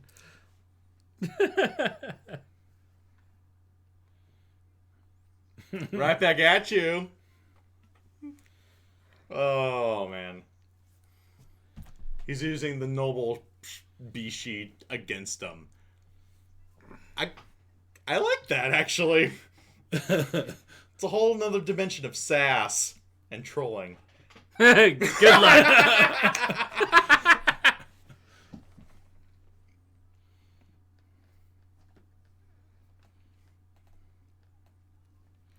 She likes the way he moves. Ba-da-ba-ba.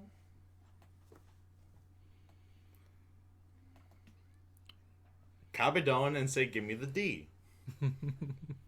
Offensive magic. Aww. They even sigh at the same time. This got dark quick. This douche. This is moving beyond... Oh, damn. That is beyond douchebag at this point. This is psychotic. And this is where arrogance gets you. Does he turn into a demon? Is that what we're going with here? That'd be nice. I And that way he can suffer a very nice dehumanizing death.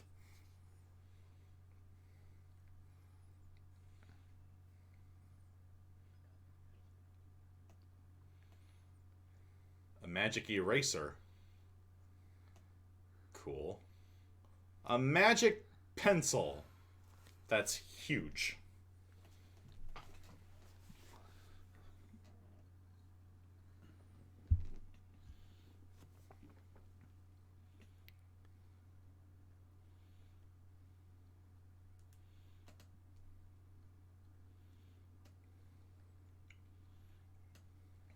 Complete physical shock absorption. Shut the hell up!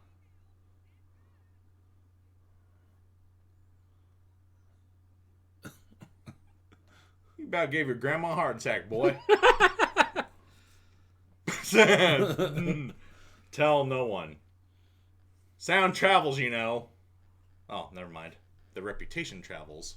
Ah, shit. Shit. Well, who wants to recreate the opening of A Hard Day's Night? Fuck this shit, I'm out. Whoa, got thrown out of there.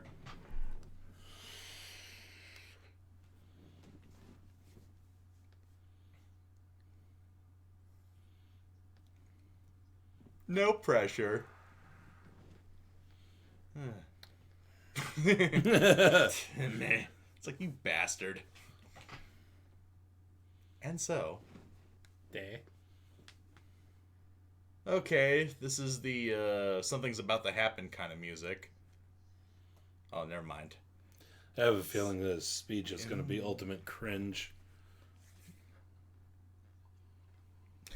But there's sort of like a I don't know, like a creeping through an old house kind of feel to the music right now. Oh, now it's kind of gone more upbeat. I think you just heard the double sploosh. I just saw it.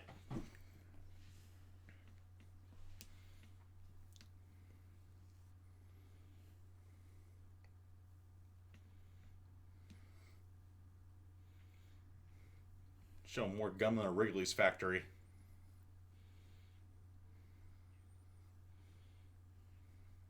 Wow. Okay. Marcus. Alfred? Boy, yoink! 2 really powerful names that I've used in previous D&D sessions in the same person.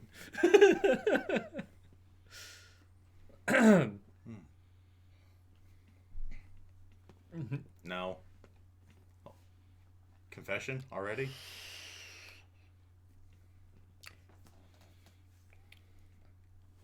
Everyone talks too damn loud in this anime. I think we're watching Promised Neverland for a second.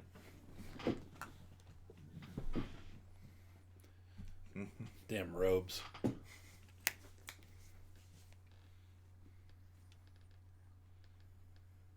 Aw.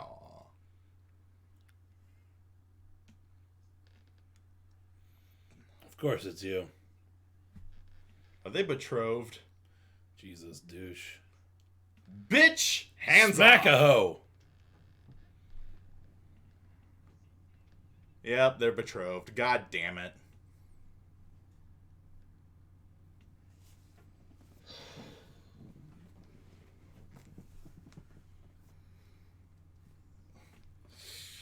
Sploosh. Oh boy.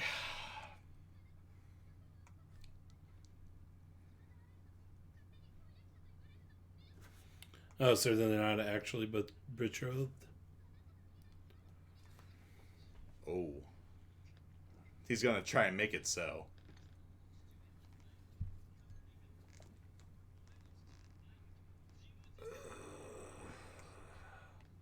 Well, I guess we'll just have to rip out your larynx.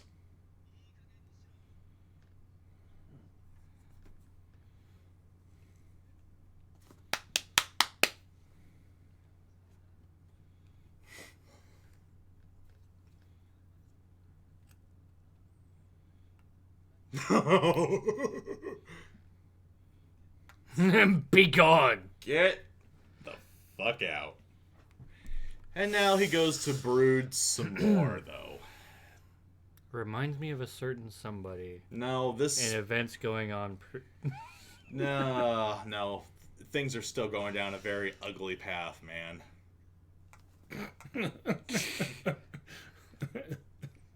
All the besties are trolls. Something about this. Go for it. Come on.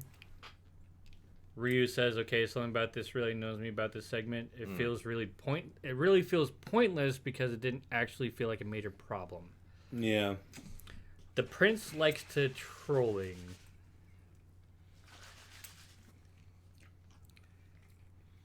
This is what Yamato said. Like I said, I mean, the prince really looks he acts like a certain someone in the events that's a going guy? on currently. Elsewhere in the anime-verse, social media shit. Here we got Mash, Archer. They petrified.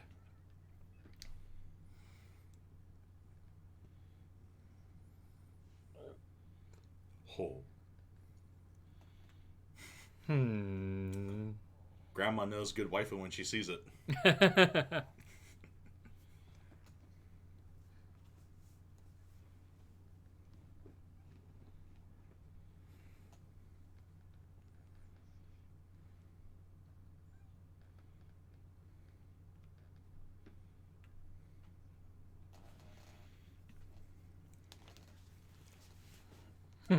Worthy to accept.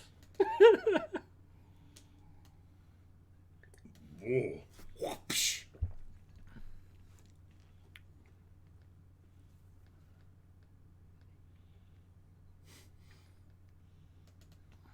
Speed lines for emphasis. I approve of that angle. You think the PTA wouldn't?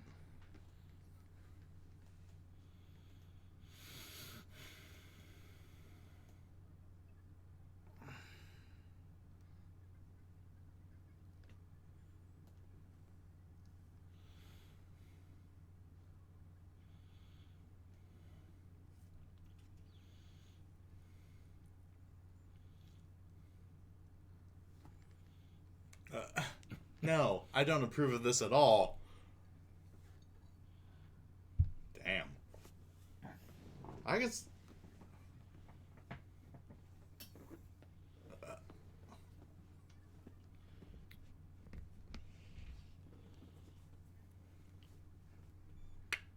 Plot twist, you passed.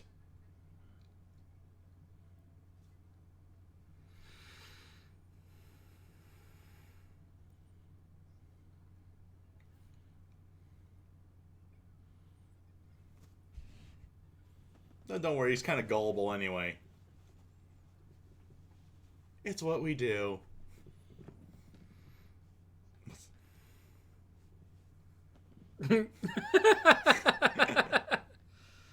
Damn!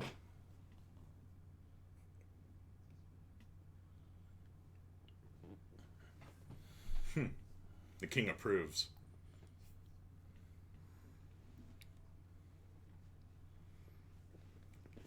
Phrasing? We're not using phrasing anymore? Aw. Man, everyone ships this shit. Well. They hit the story beat so quick. That angle that it was showing the candles at, they looked like 2D flat against the wall. It was weird. But they go through the story beats so quickly that it doesn't have any impact. Right? This is something that should be happening in episode like 4, 5. Right. Other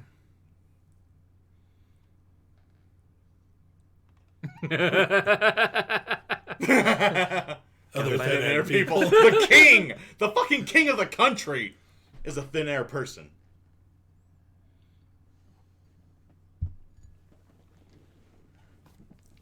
But again, yeah, for an anime romance, this is going at light speed. Approaching ludicrous speed.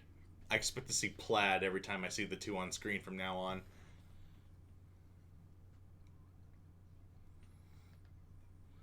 Deleted!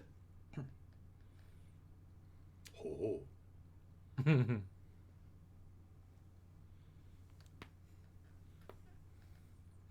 It's just magic, dear. Oh, is that all?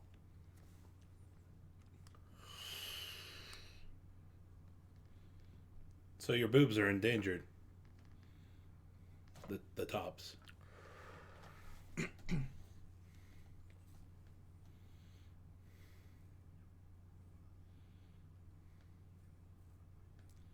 That'd be helpful.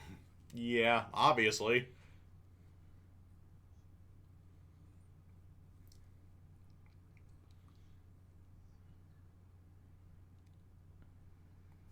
I'm so fucked up. They're happy about it. First time he's ever regretted something.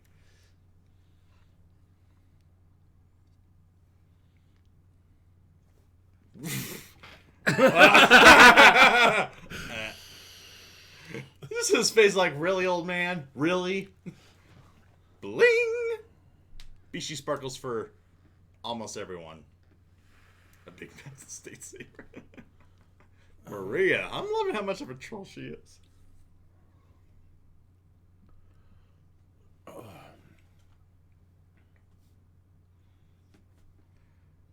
I think Maria really should have. Now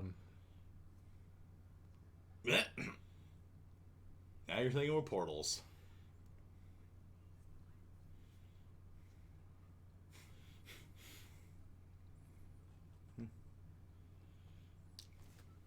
Yep. Huh.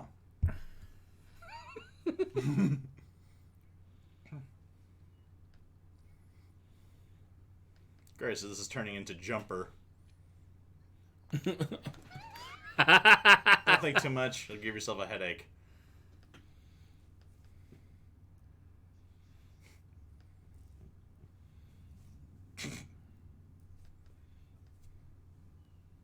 It's worse.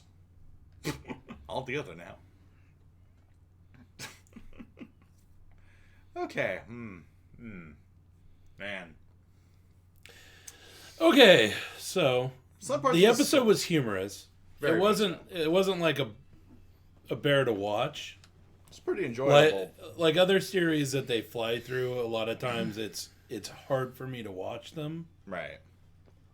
And I didn't really get that from this, which I guess gives it a little bit of a step up over some series like that. It was enjoyable, but you could see where This is going in the same route as Death March or Smartphone. or Boner Lord to a degree. I don't think that I've watched enough of Smartphone to bring up any of it, but like the exam part should have been its own episode. Like the exam and then him passing the exam. Yeah. And then the first day stuff should have been its own episode. Or Lord McDouchebag's little revenge plot. That could have been at least half an episode by itself. But it's just like, he gets mad about it all, gets told off, and then just fucks off. I kind of like that sword, actually. I didn't see it. Damn it. It's a smallish sword, but it has like a really thick handguard. Kind of looks like a... We'll have to go back and look at it. Yeah. But hold the phone because I just saw that Dennis only just recently started Steam watching credits? No. Okay. Ranma One Half. What has taken you so goddamn long? The fact that it's a pretty long running series. Yeah, the fact that it has so many goddamn episodes. But it's so hilarious! Give it that. But damn, it's long. Ugh. I could definitely see the comedy being a hit or miss. I actually really like the Prince character. Normally, I don't like characters that are put in that position, but He uses his Bishonen princely status to great comedic effect here. Usually to troll our boy. yeah, that was a nice touch. very amusing to me. I like characters like that. And then Maria kind of doing the same thing with the sort of like Genki girl, sort of best friend of the main romantic interest. Just trolling, trying to get some goddamn. Yeah, I like the redhead. Yeah, Maria's hilarious. But But it's like, I feel Maria really should have taken shit up on his offer. Just I have a feeling that's going to come back and bite her. it's totally going to come back and bite she's her. gonna be the wonderful link. ass. Yeah, amongst other things, I'm sure she's probably the weak link. That, Oh yeah, you want to see that douchebag's sword? gonna get to. yeah, Oh right. I forgot about that. Anywho. But yeah, I could sort of see though where people take issue with where the series is headed from watching this, even though I did enjoy it. It felt like some parts of the story were moving way too quickly, and some other parts way too slowly. It's like a really disjointed overall plot. I'm gonna be honest with you. I didn't see any of the moving too slowly in any of it for me. Really? Like every story beat in this seemed like it's moving too quickly. Like what's her name, blue haired girl falling in love with him. No, that's one of the parts that I think is moving really far too quickly. It's just the like moving romantic NASCAR subplot. speeds right there. Yeah, that's Can you ludicrous remind speed. me again why there's a goddamn isekai tag? Yeah, there's no need for it. There's no need for I it. have Just cut out that literally opening seen no scene. need for it. The only way that I think that it would be acceptable is if it's showing the main character thinking out of the box when it comes to magic. Using prior knowledge that was gained Right. in our modern world. I think he that doesn't. it's. I think that it like that's the point of the isekai tag. Hang on, yeah. Like the whole idea of folding the world and joining it by a door. Right. That should come That- from like him saying, in his mind, like, oh, it's just like a wormhole in sci-fi. Yeah. But point that out. Because it's not pointed out, it's just Well, he does point it out for his blue flame spell. He actually goes over and adding oxygen, adding hydrogen to this in those proportions. But that's the only time that any modern scientific knowledge or anything like that is mentioned so far. Yeah. Everything else is just him, learning from Merlin. More or less. And if they really want the isekai tag to stick and actually have like a meaning behind it, they have to do more explanation of what's going on with Shin's like. Agreed. More prior knowledge has to be on display here. Konosuba works on those grounds because Kazuma makes a business with what's his name? What's the masked demon? Veneer? No, that's the Dolan. Wait, what? Sorry. The masked demon guy from Konosuba? Veneer. Veneer. Okay, yeah. So Kazuma makes a business. Hang on. Dennis, I see your question. We'll talk about that after we're done talking about this episode.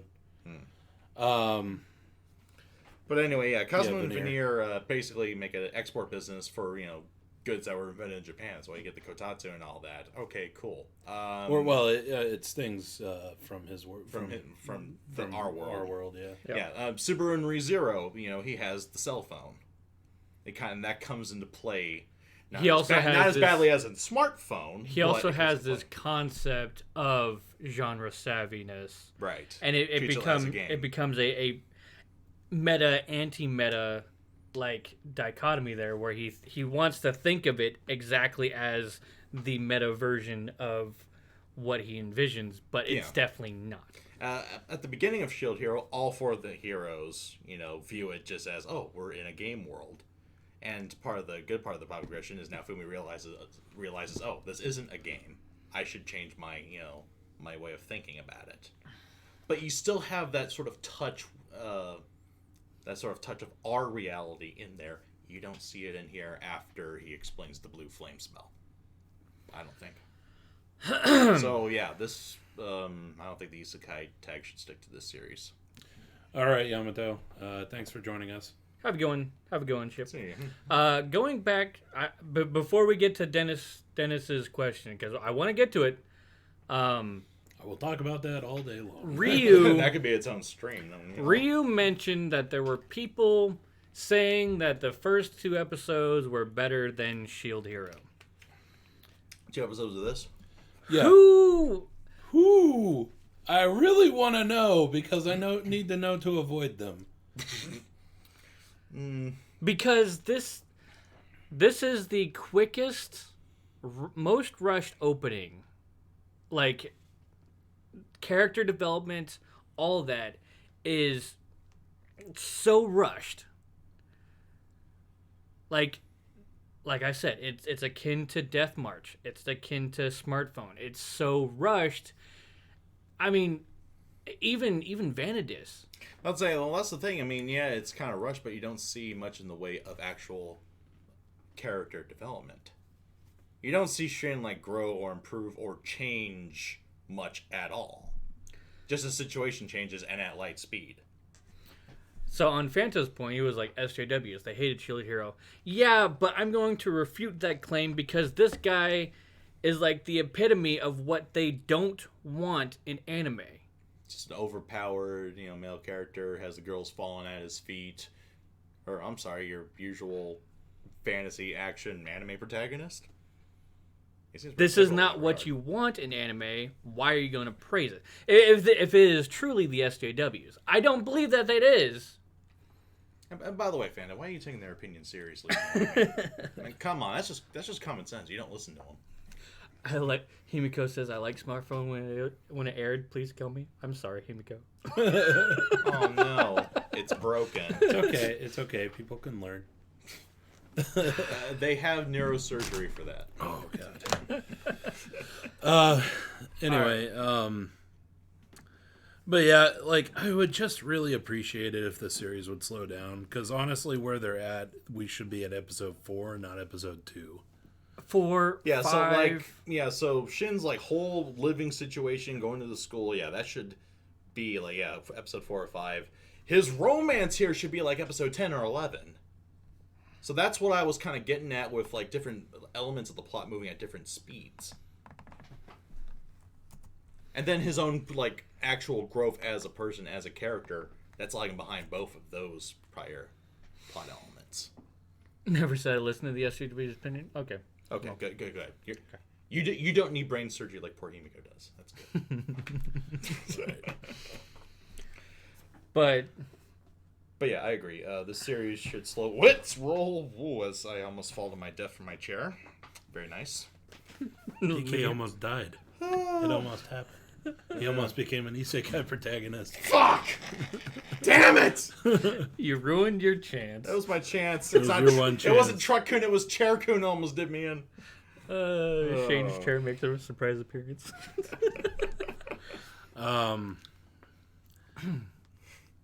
Yeah. Okay. So the protagonist from this series, as far as I can tell, though, he is definitely a Carrie Stew. Oh yeah. Big Like time. Everything is coming far too easily to him. So okay, Alex says. So if it is novel, how far are we? I want to know what the compression ratio is here. yeah, I'm almost thinking about like going out and finding the novel so that I can read it before the stream next week. If Maybe we anybody can is speculate now in the meantime. if anybody is willing to come out and talk about the source material beforehand, feel free to do so.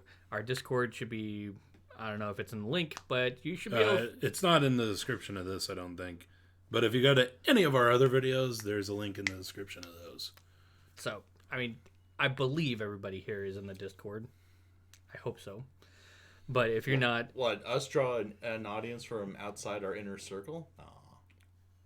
Anyway, look at our other videos. And we should probably start putting a link to the Discord in our stream descriptions. I mean, it's hindsight. whatever. But if you have any background information on the light novels, on the source materials and stuff like that, because we haven't heard anything from the source material. None of us have touched the source I've material. literally never No. heard of this series until... It's not even that. Like nobody in our circles has actually talked about the source material here. And if they haven't actually They haven't really. poked at us for it. Fair enough. But I want to speculate here. I mean, at this point, I would guess that this is like, what, a quarter of the way through a second novel, perhaps? No, it's not that quick, I don't think. You don't think it's that quick? We haven't had a climax yet. It looks like the third episode is going to finish off the second light novel. That's my spec. First light Yeah, novel? the first light novel. The third episode will finish off the first light novel. That's my kind of Third what episode I was- think. no? Okay. Yeah. That's what I think too. Wasn't So still waiting for Lord Douche to do something because that's about the Yeah, I think they're probably gonna have him turn into one of those demon things. The way he was kind of in that messed up room looking crazy. Yeah. Akashic Records? That was the other one. Oh, Because that one was like it was so compressed, and you could have stretched that out to a 24 episode series, and it would have been fantastic. But it was compressed to the point it just seemed, just It was solely so episodic. quick, and it was so painful because there was so much nuance that could have been drained from that series, and it would have been so much more satisfying. But instead, it's like bad guy of the week or situation of the week. yeah. Glenn's gets ripped off, or he has to save Sustaining from something. Anyway, So before we get into the next topic, what could have been, man? Yeah. What's our next anime? so our next anime is going Kimetsu to no be Yaiba? Kimetsu no Yaiba. Now this is the overhyped one I was railing about before we started Kenja no Mago. Or Kenja no Mago. Damn it, now I'm not sure which You one it is. should part of this Kenja episode, no you Mago? Kenja. Alright, gotcha. Great if you can tell us the length of each episode you react just in case. For example, my version has sponsors and yours not. Oh. How many sponsors do you have? 'Cause Well, no, he's talking about the grand sponsor thing That whole between different the title opening screen. and the.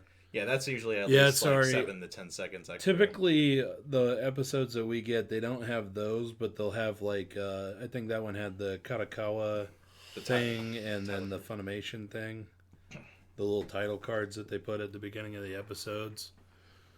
Oh, and you know what else is scary? Wasn't this one confirmed for 2 course? Which Or one? what was it, the last one? No, No, we're it was talking the about last one. Oh, was the last one for 2 course? Wait, what? No, it was so Fairy Gone, Fairy Gone. Fairy Gone has 2 course. Yeah. Okay. This one only has 12?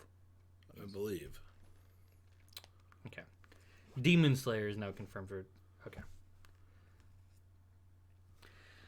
Okay, so let's get into this topic by Dennis. Yeah. Okay. Topic. Dennis. Quick question, because I'm out of the loop. Does Funimation really have issues with its voice actors/actresses? Oh boy, here we go. So the can of worms has been opened. So are we talking about just Vic? Are we talking about all the voice actors? Are we talking about all the voice actors, including the ones in Japan? well, okay, so what information exactly do you want to know, Dennis? Because There's a lot. me and Zero keep up with this topic, Yeah, pretty well. I've been living under a rock. Okay, so The very beginning. Well, I'll see you guys tomorrow morning. there's been a thing going on for years with a lot of voice actors in Funimation trying to force out Vic Mignogna. And when the Broly movie came out, or was set to come out, they decided to like really focus their efforts. And so I think it was like the day it came out, you started having people come out like, oh, he, like with a bunch of allegations of sexual misconduct and things like that ultimately they have never presented any proof for. Sexual misconduct. I'm sorry, you misphrased that because they say it's sexual harassment / assault. Right. What More he serious. said is the technical term for what he's doing. Right. Because it's just bad jokes, and it's just like Like our banter in a lot of cases. it really is. Inappropriate office space banter, more or less, right? And Yeah. oh yeah, by the way, they haven't proven either. Right. But yeah, there was a very concerted effort with people in the industry, which was basically headlined by voice actors, Monica Rial and Jamie Marchi, and then also heavily supported by Christopher Sabat, and also supported by a bunch of other voice actors. But those were like To a the lesser three degree. main players that I would say out of the voice actors. Although the ones named in the defamation suit that just got served, and so yeah, they're the main ones. Yeah. Really. But basically, what they were trying to do was get him forced out of his roles at Funimation, which they did. Like, Funimation ended up caving to their online pressure, and they fired him. Not only fired him, but also retroactively discredited him for his prior work. And then Which is false advertising, by the way. also, Rooster Teeth fired him because he Yeah. had a role in Ruby. Yeah, regular role. So they've disassociated which with is him over this. which might actually be a portion of Monica Rial's bit because they also work at Rooster Teeth. A lot of those voice actors end up working at both studios. Yeah. But the big thing that they were really pushing for too is to get him fired from conventions, like get him removed from conventions. They basically wanted which is where American voice actors make most of their money. They basically wanted to tank his whole career. Yeah, they recast Morosu Mononoke and 22 years of voice acting down the drain because somebody felt that he was being creepy. yeah. There's a theory going around that part of the reason why they wanted to get him out is because he's openly a Christian, and they didn't like that. Part of it might be other sort of politics, including like Trump versus Hillary or whatever, identity politics that they want. That's speculation on my part. The other speculation would be like Vic started pushing back against the SJW rhetoric that they are putting out in the new dubs, and he doesn't want to do that shit. And that's just like the Vogue thing now, apparently. And because he pushed back on it. I mean, when you look at the people involved in it, they're the people responsible for those things. I say that with a sort of snarky like Jamie Jamie Marchi is literally the one who at the Kobayashi dub. Who was in charge of all the changes in the Kobayashi dub. You turn a thought into not a thought. I'm just saying. So basically, these people don't like one guy, so they decided to throw accusations at him without proving any of it, rather than being adults and talking. Pretty much. Pretty much. And not just throw him out, but start a huge online smear campaign. Dude, and I mean, it has been like going like very seriously going on, like new news about it every single day for the past 3-4 months. No, 4 months now. If we're talking about it, bigger channels are talking about it. Just about everyone in the online anime world has been talking about it for months. But the big one was so there's this Dragon Ball convention in Kamehameha-con? Kamehacon, which is in Dallas, I believe. Mm-hmm. Which is right next to Funimation's headquarters. Right. So they initially, when the allegations came out, they dropped Vic, and then the owner decided that he was going to bring him back. Let's pause there. Vic was set up for, I think it was 25 conventions. It could have been like 22, 26, but mid-20s range. That's a lot of conventions in a year. They dropped him. They successfully got him disinvited from over 17. He went from 22 to like 3. Right. Because of the smear campaign. And this smear campaign might possibly involve, because this is going into speculations and things that might be discovered in the depositions and stuff like that. But there are stories coming out that these people had called conventions, told him he's a predator, told him that he's going to be arrested, told him that he's going to be fired before the actual firing occurred, told him that he's an absolute monster. They are still trying to get people from Japan to not show up to Anime Matsuri just because Vic is there. Out of protest, yeah. They want Vic to be the worst human being possible. To be the cause of why no one shows up as a These guest for people are going and telling voice actors and voice actresses from Japan, don't go to Anime Matsuri because this guy's a monster. Like, holy shit. This is how far they're going. Anyway, the Kamehacon one was one of the more fucked up ones, because basically the owner of the convention decided that they wanted to bring Vic back because all the accusations were baseless. Mm-hmm. And then I guess they got wind of it, and supposedly Monica Rial and Christopher Sabat berated this guy for hours. telling him things like, "Oh, if you bring Vic, then we're not going to show up," which they couldn't do because they were on contract, or which they shouldn't have been able to do because they were on contract.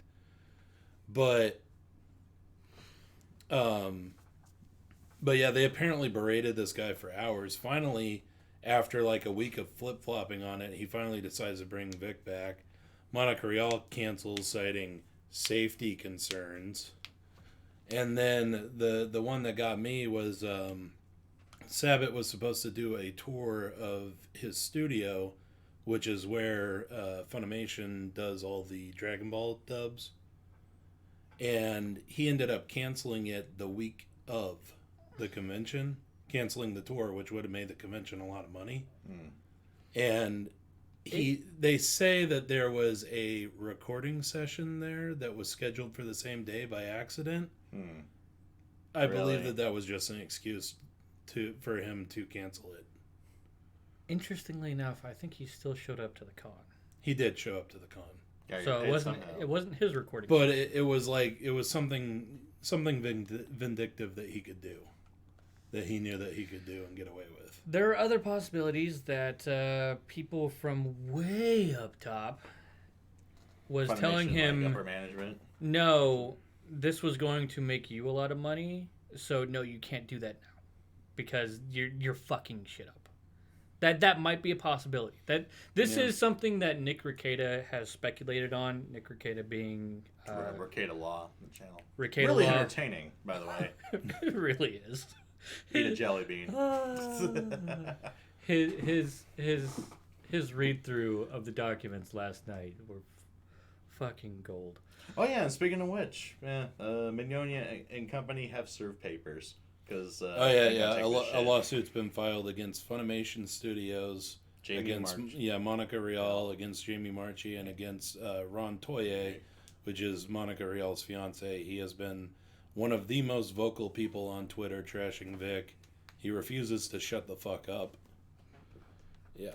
Nick Rekieta was the guy who set up the GoFundMe for Vic's legal defense, which I donated to, and Zero donated to. Yep. And Zero's brother donated to. I've donated to it as well. Oh, and DK's donated to it. Yeah. So, I think it's safe to say Vic's back, I believe. I'm usually not one for stating political opinions or something online, but I think it's safe to say Otaku Saga stands with Vic. Oh yeah. What are you looking? Oh, the campaign. I believe it's a G. Yeah. Silly Italian names. There it is. $136,270. And if you guys are willing and able, don't do it if you are not able. But if you are willing and able, there's the link. There's the link in the chat. We support him. If you want to support him, go for it. Okay, so I see Dennis. The reason why I asked this is because I had unprompted videos talking about it on YouTube and have no interest in Funimation after I saw the Kobayashi dub. Yeah, basically it's a whole shitstorm. I was really into paying attention to it because I've attended conventions for a long time, and some of the conventions I attended back in the day, Vic was a guest of. Oh yeah. And so I've actually met him on several occasions. I've seen him in the halls, gone to Risen Rangers panels. I've seen him at panels. I've met him in the halls. I've met him at an autograph signing. I even met him. I went out to dinner during the convention, and I met him outside of the convention. And I mean, the dude seemed like a really nice, cool dude. The dude just oozes with everything that I find great about the Christian faith. Mm-hmm.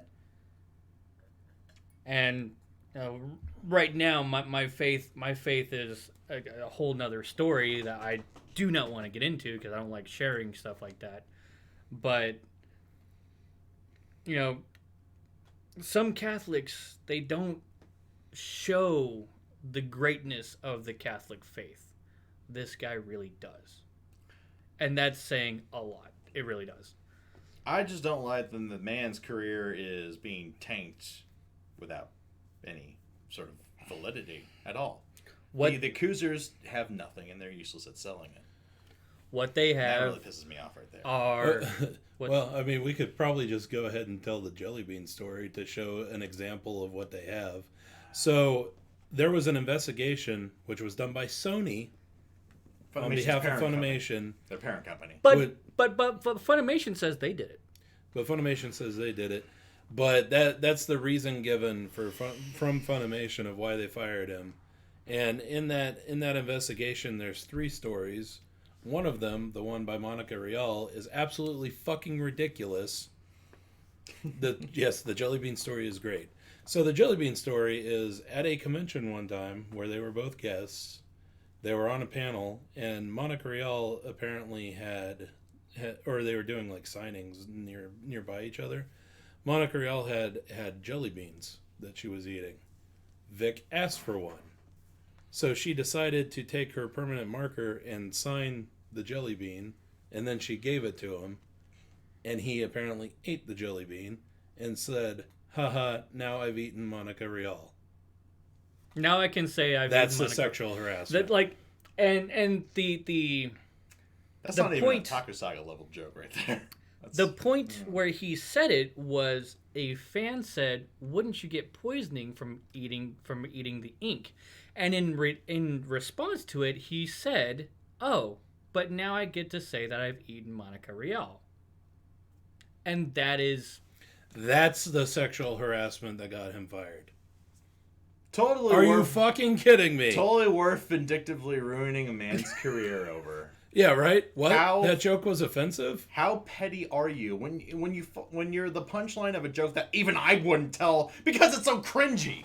Wait, hang on. Let's go back to where this started. Wasn't it Monica Rial who said he pulled my hair and kissed me on the cheek in office at Funimation? On Funimation grounds. Was that her or Jamie Marchi? No, I'm pretty sure that was her. Where is that in the investigation? Mm-hmm. Conveniently left out. It seems like a more damning story, which isn't even damning in and of itself. Yeah, it's just stupid. It's so stupid. Yeah, it's a non-issue. A mountain made out of a molehill by the accusers, and that's the fun. And that's the really big, beautiful, ironic thing here, because they couldn't shut the fuck up about it. Now they're getting served a defamation lawsuit. Eat it and like it. Eat it. Go eat a fucking jelly bean, bitch. Oh man, but yeah. God damn. Hopefully, though, especially with a war chest that big, Vic and company win this case, and I'm hoping for a big time shakeup at Funimation. So yeah, I think that they'll probably win this first round of lawsuits, but the problem is that there's so many people involved in this one. True, but if we can at least take out the main players, then hopefully the rest of everyone involved will just simmer down. Apparently, I think the reason why they're going after the ones that they're going after is because they think that it's likely that in discovery they'll find evidence that's going to fuck over everybody else. Right. Because in my mind, it's pretty obvious that there's evidence of a civil conspiracy. But yeah, take out the main players, and then you can kind of clean up the rest from there. Yeah. Yeah. So. And so I was mentioning in the episode here, or the last episode, about how the noble that noble guy was throwing his noble weight around like it was, something to be beholden. Dennis replaced La Latina with guts. Someone who can actually hit something. Yeah. That dude reminds me of another blue-haired problem that is going on elsewhere in the anime tubes, or in the YouTube land, YouTube, where that umbrella guy is being berated. You mean Twitterland, because that person doesn't even have a YouTube channel. Well, I hesitate to call that thing a person. But apparently there is a thing on YouTube who is going after a YouTuber's child because they don't like that umbrella guy going against Kick Vic. They don't like that umbrella guy going against Comicsgate by putting out his own GoFundMe fundraiser for his own comic, which is an all ages Lovecraftian horror story where him and his daughter are the main characters. His comic is doing massively successful, and I think it's at like 40,000 right now. Nice. This thing is part of a GoFundMe to raise funds for a comic that is doing 17,000 at this point, I think. Yeah, except the comic that she's a part of has like industry insiders. Yeah. Like 40 of them. And it's pissing her off, and because of that, she has gone on Twitter and said, this guy is disgusting, this guy is actually a threat to my life, my family, and his own family. But yeah, basically because she's not selling as much as he is. Yeah, basically her and a bunch of other people tried to dox him and then tried to get Child Protective Services called on him because they don't like his opinion. Yep. That's disgusting right there. Yep.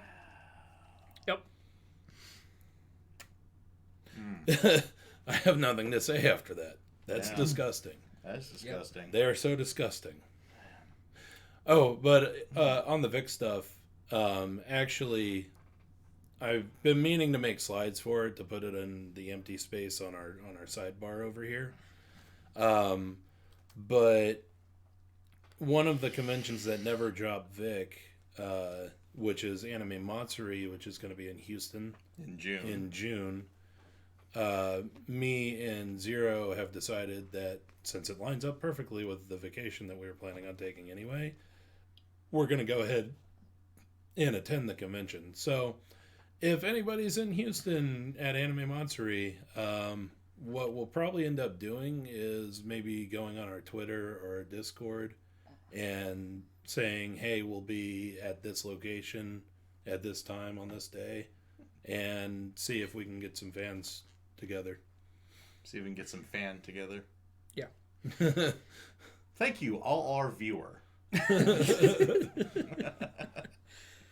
But the girl who accused Vic and got him fired is definitely an incarnation of mine. Yes. Oof.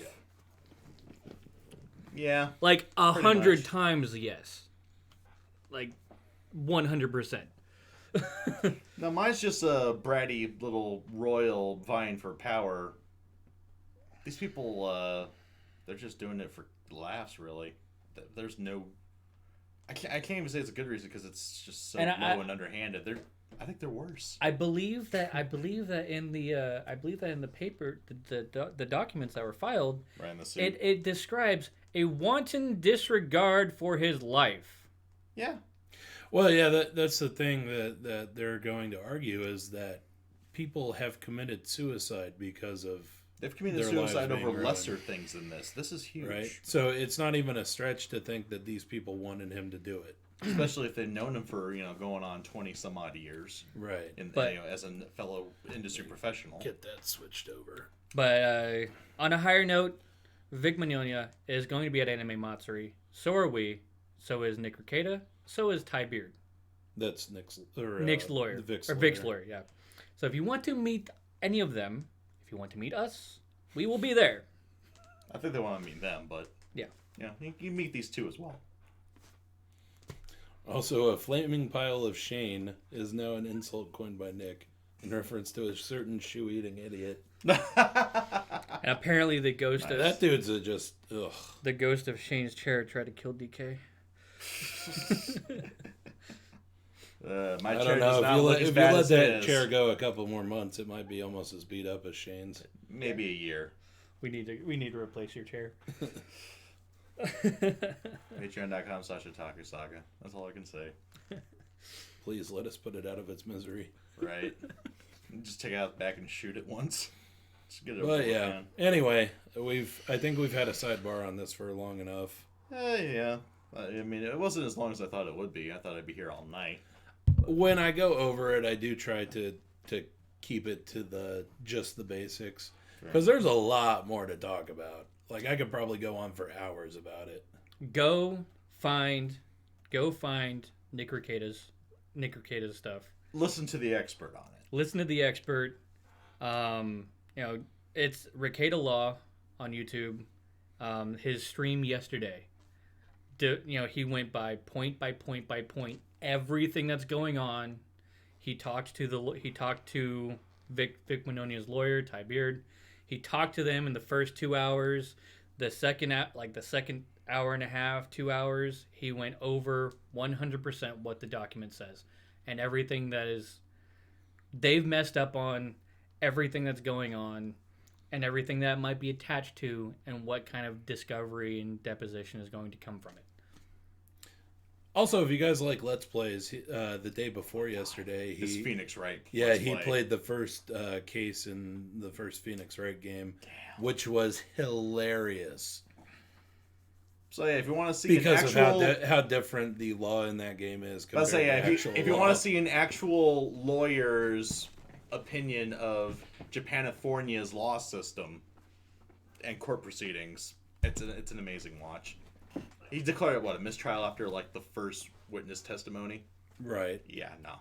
And also, don't forget the other YouTubers that I've been covering heavily. Yeah, I mean, we mentioned that Umbrella guy. We mentioned, we haven't mentioned, but Yellow Flash, which his channel is Yellow Flash 2, because it's actually his second channel, because he had to move to that after his first one went down, but he never moved back to his first one when it came back up. Sounds familiar. Right. Let's see. Hero Hey is another one I watch. Yeah, the Ricada Law, yeah. The YouTube channel is Ricada Law. Should be like a green logo with the scales of justice, and I believe an R and an L on it. But yeah, I think he's going live in like 20-ish minutes. I typically listen to his streams when I drive to work and when I'm sitting at work. I wasn't expecting Zero to go ahead and get up and us not to get to this episode, so... You see, we're trying to buy time so that everyone on our stream can actually go to Ricada Law and watch his stream. Yeah, because he needs the help. Right. He only had 10,000 people watching him at one time. Or like, how many hundreds of dollars are you getting tips on one stream? Lucky bastard. Well, see, if you all go over there and tip and say, hey, Otaku Saga sent us.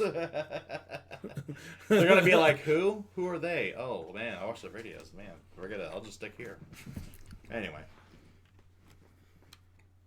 Well, that I'm just saying, like, that's how networking starts. 15 Vic videos in his playlist. It's a big, big issue. I think he's done more than that. Are you counting his streams, too? Because most streams he talks about it. He's talking and he streams about 5 nights a week.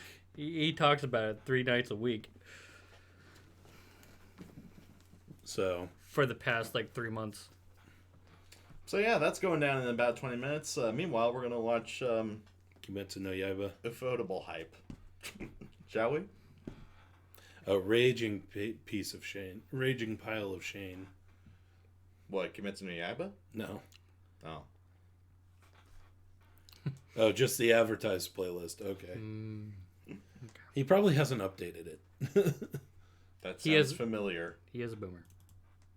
Well, that and he, works full time as a lawyer, and then plus he does a shitload of YouTube.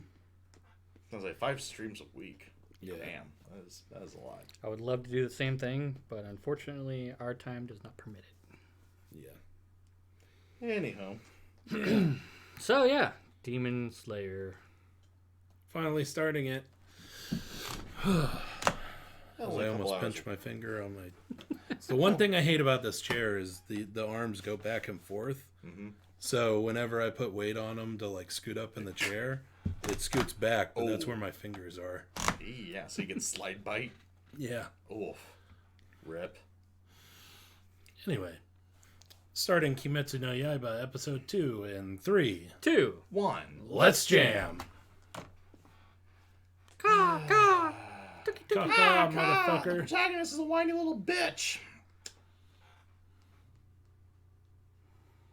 That would be stealing, so no. Oh, he said they'll pay him for it. And he's given it... No, so it's not stealing. And he insists to pay for it. I like this skip better when I was talking about baseball.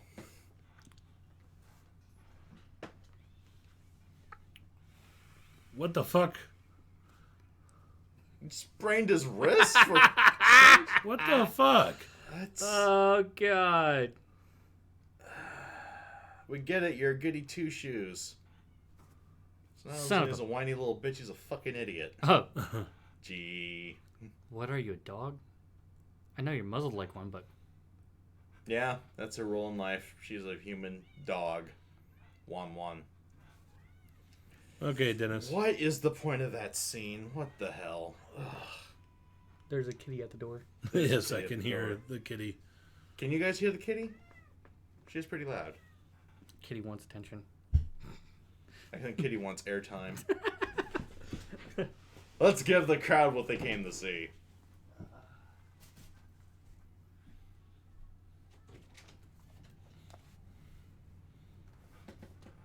Ah, they do hear the kitty.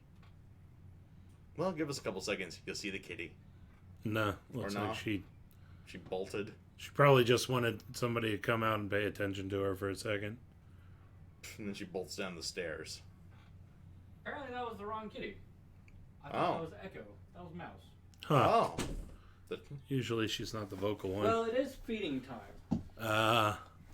Mouse does not miss a meal. And Mouse does not like missing a meal. No. Little fat ass. Well, sorry. No pussy on camera tonight, guys. Pussy ran from me. Such is my life. No, not really. About to say, stop right there. I'm sorry. I can't lie about that. Pussy ran from me? No, never mind. Trainer. We're gonna need a montage. Call it George.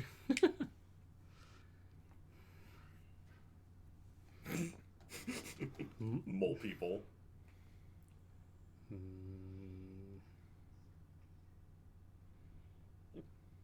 How can you tell her, mouth is beneath the... Never mind. Man, that basket weaving course in college finally paid off.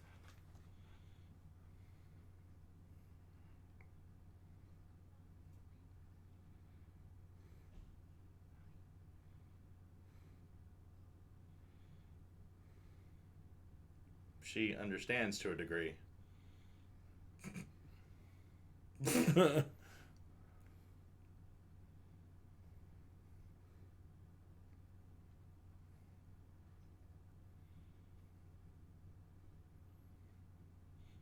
It's like mood right there.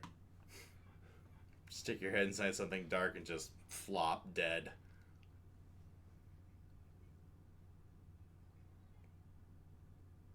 That scene, without context, impressive.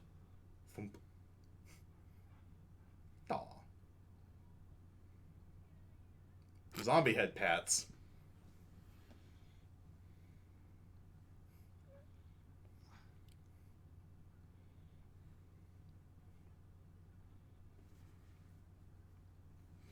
Climb to the top of Mount Arrow, Sensei.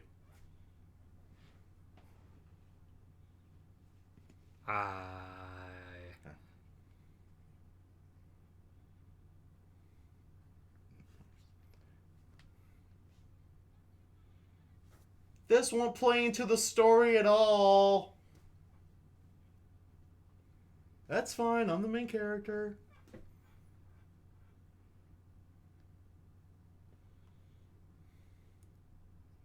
How predictably convenient. Spidey sense is going crazy.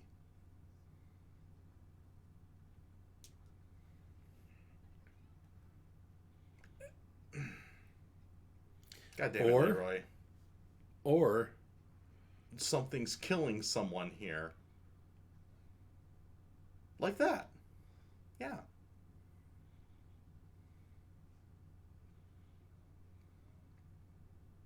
How rude. Disturbing a man when he's having dinner.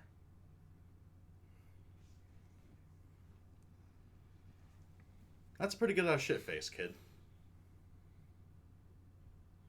We're gonna get some triggering for her. Dinner.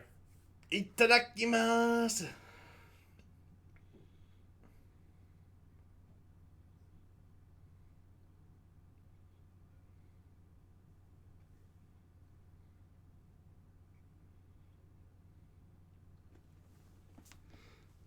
Damn!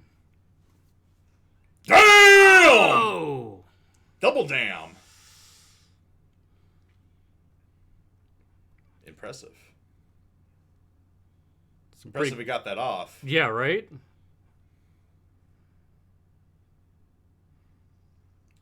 Nice healing factor. Great. It's a snarkier version of Deadpool.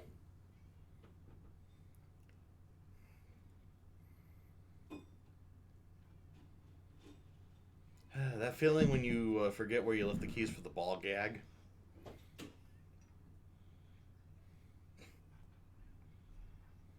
But not as fast as the plot of that other series we watched tonight.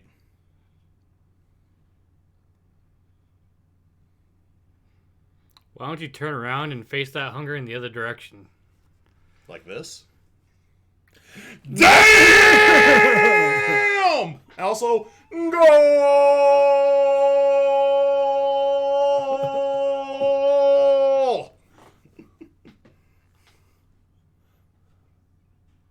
And how?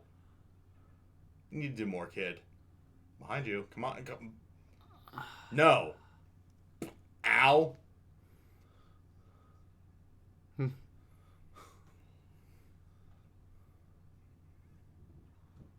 Does you realize how much that stings? Also, does he look like Beetlejuice's like less successful son? This. Okay, gotta give him that. His vocal cords are left on his body. How the hell can he have a voice? Jesus fuck. Grew back arms. Grew arms on the side of his head. That's a pretty badass block, too. Catch it with your teeth. Puny little sister. Oh, hey, your opponent's right here, buddy. Wait, his Hello, hair G. grabbed his arm? It's a Geodude.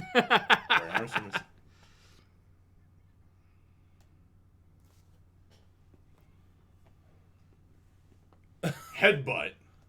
That. Now he has a hat check.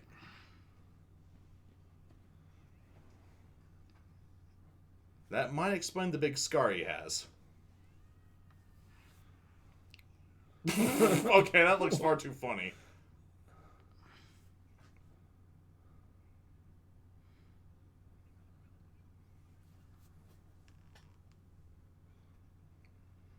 But yeah, now you have two beefy arms and a way to rip the hatchet out, and then you'll have a hatchet.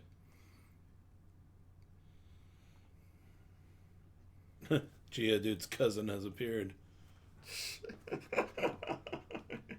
Geodude's, what? Visual K rock cousin. Really? Oh, that was a lot deeper than I thought it was. Well, that's it. Anime's over. Interesting eye catch. Well, shit.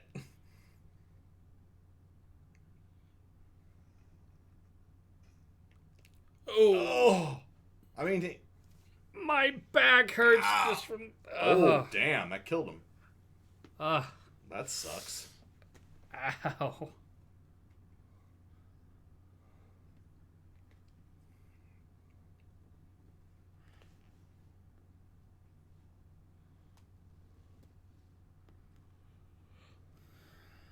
I'm just waiting for him to come back to life.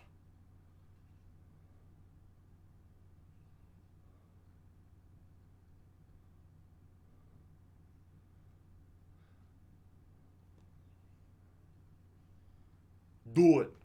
Do it. You again.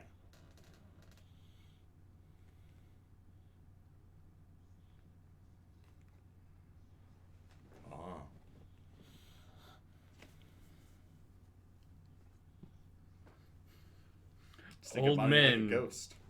Old man in a young man's profession.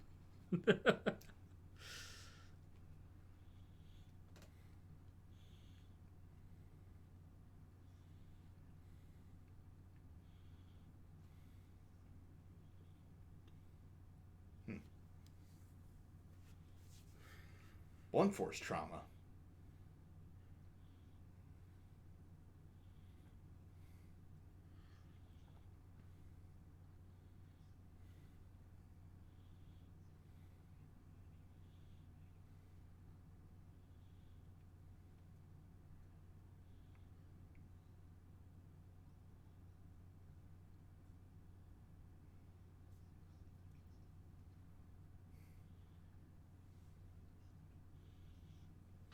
You can smell kindness from people.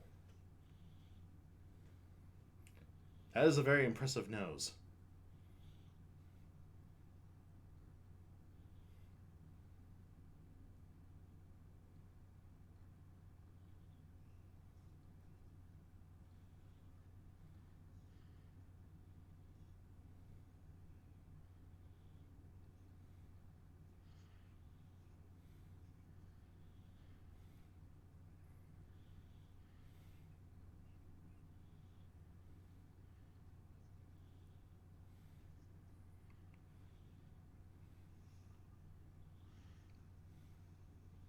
No, I guess that works too. Toasty.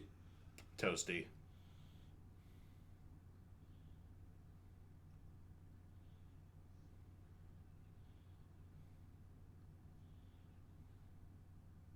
Speaking of which, in a bush somewhere, back in the basket, kidnapped by Tengu dude.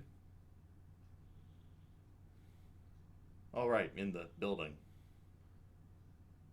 Most logical.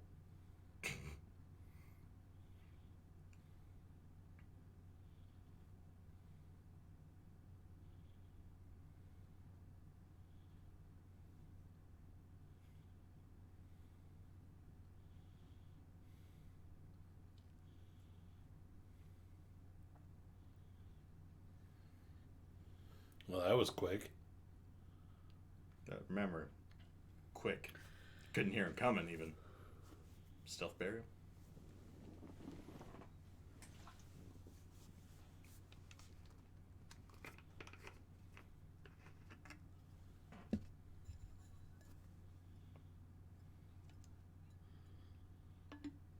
Go home, kid.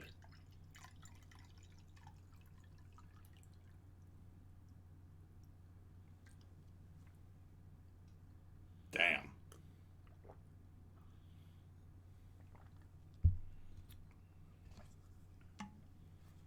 You fight like I fuck!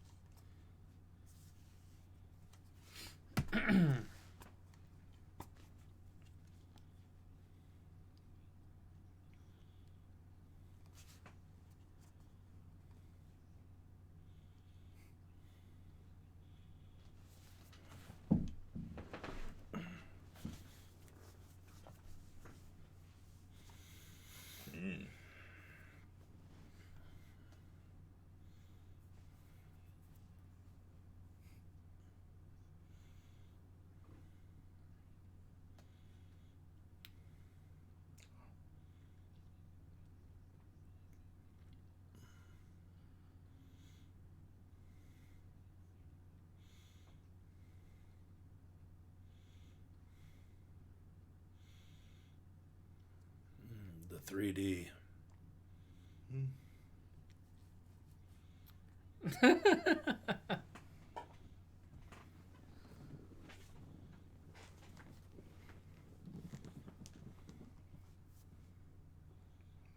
That would be funny to cut inside to the basket and be like,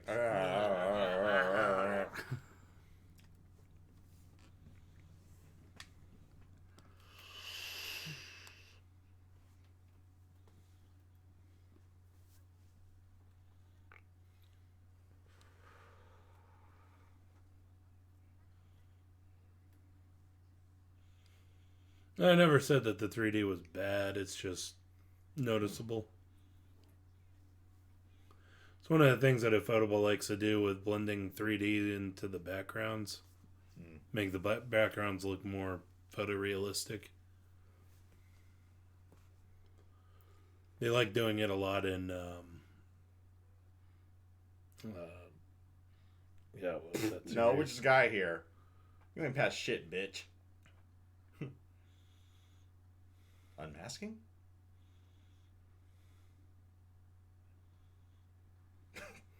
out of the frying pan into the fire.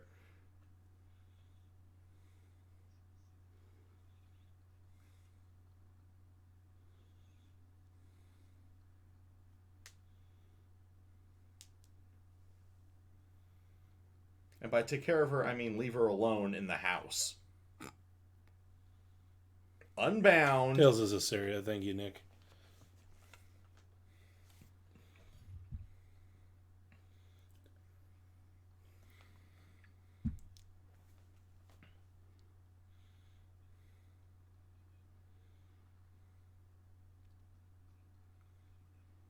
Oh.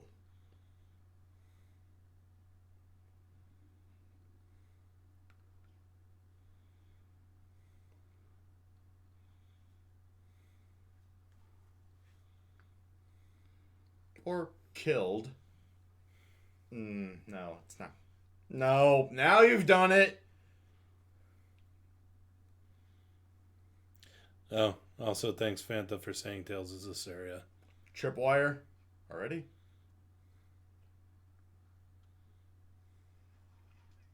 Damn.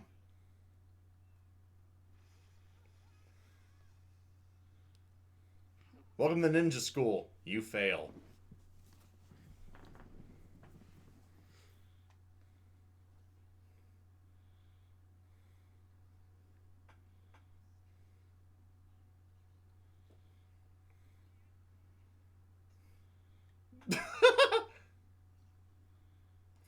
Oh! Oh, God dang it. Damn. That's the idea, yeah.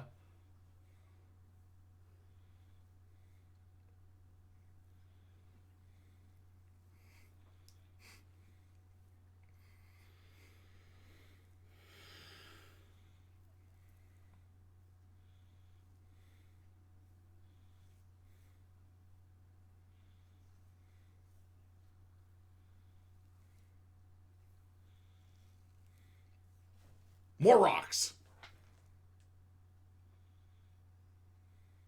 Ooh. Okay, what's up with the smells here?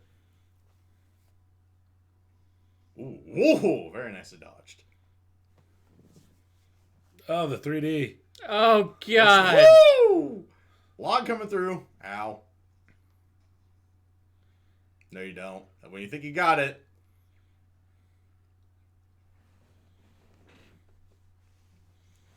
Oh. Take this pull. Oh. Take this pull like a survey, boy. It doesn't mean I'm not going to fall for every one of them. Ow. Fair enough. What a realistic assessment. From the side. God damn it. I am getting great amusement of him getting smacked by bamboo poles and logs.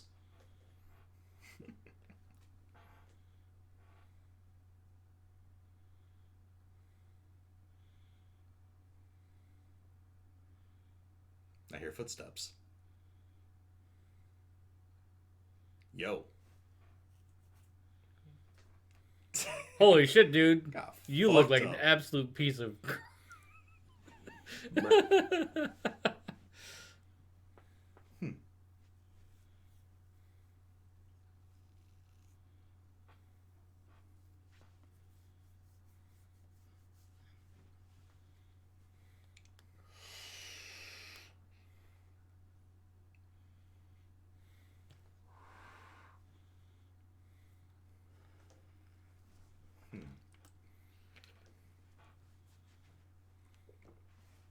Yet.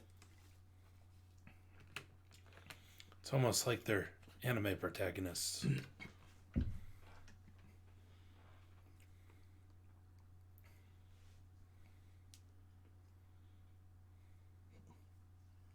Damn. Pretty glowing endorsement.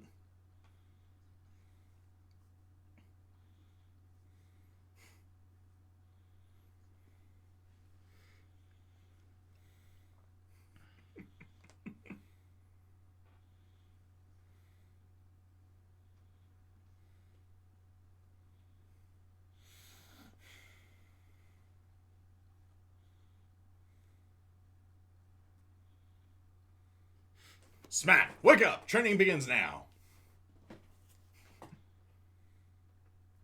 Also, doesn't the sensei's voice actor sound familiar?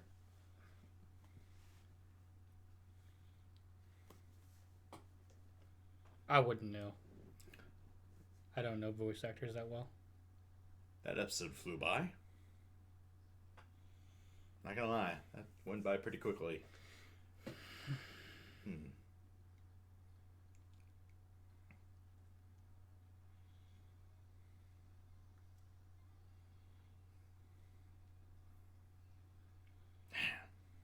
My upper body's still hurting looking at Tanjiro getting fucked up like that. Oh, it's Jiraiya's voice actor.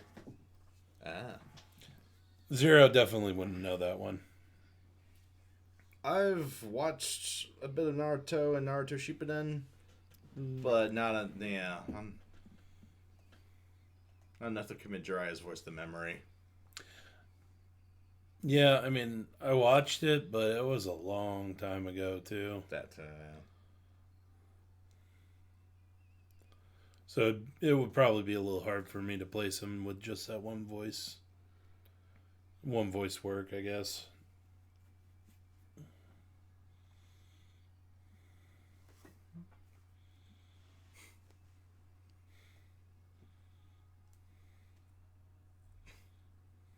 Oh. Oh, great. So he's smitten with...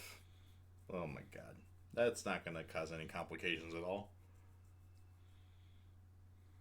Also, we get an ending that's more spoilery than the opening. What? Going fully coolie on us? Straight from the manga.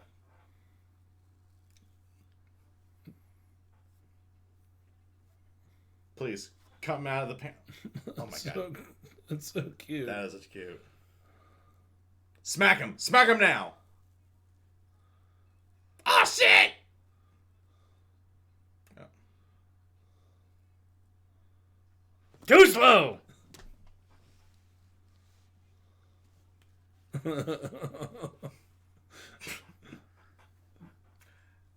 That's so cute. That was adorable. Okay then.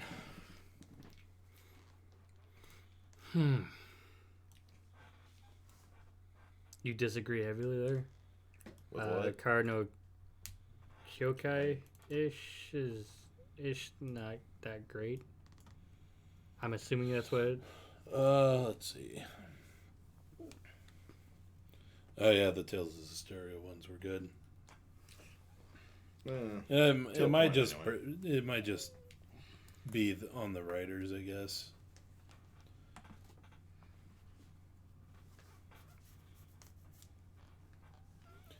No. I haven't seen Kara no Kyokai. That was good. I liked that episode a lot better than the first episode. Oh yeah, definitely. It seems just fundamentally different, honestly.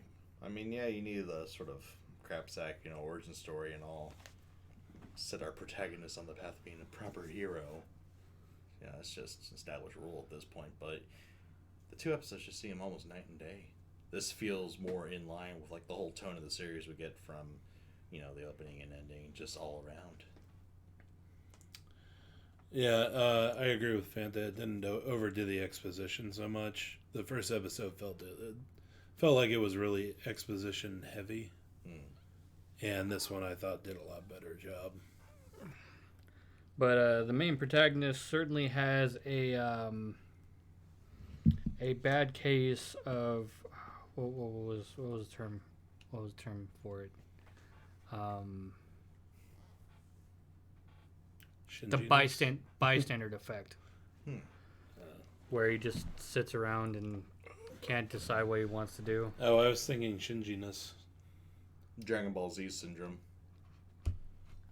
Take forever to decide to do something. Then when you do it at like twice the speed of sound, and then you go back to freezing. Yeah. Oh my god, he's a weeping angel. Don't blink. But yeah, that is gonna bug me. I don't like 2D, 3D. No, the whole frozen indecision.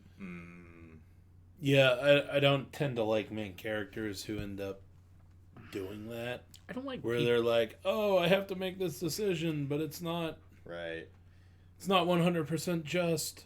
I don't like people who do that. Well, at least it's being called out by other characters in the story as a flaw. That means there's a sliver of hope that it may be corrected. It may serve as part of Tanjiro's character development. Yeah. So at least there's that to go off. Like, in our profession,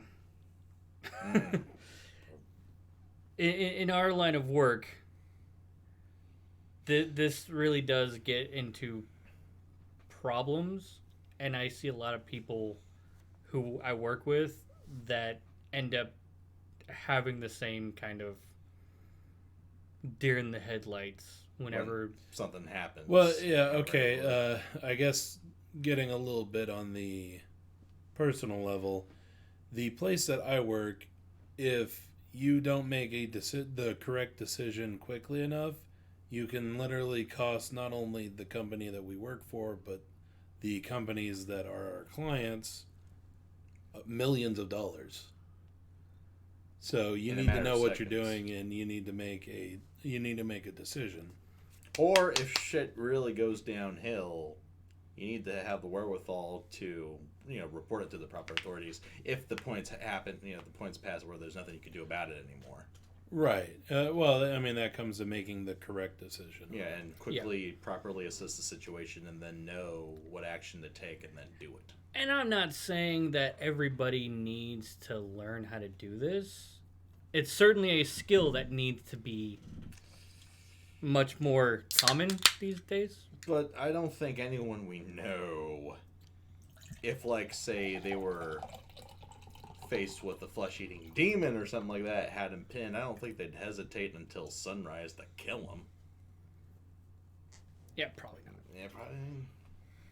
At least none of our friends. But Fanta says, think of it this way, at least it's not as bad as the protagonist in Mahou Shoujo Site. Oh, God. That shit was just fucking retarded. Yes, it was. That was pretty bad. That was painful.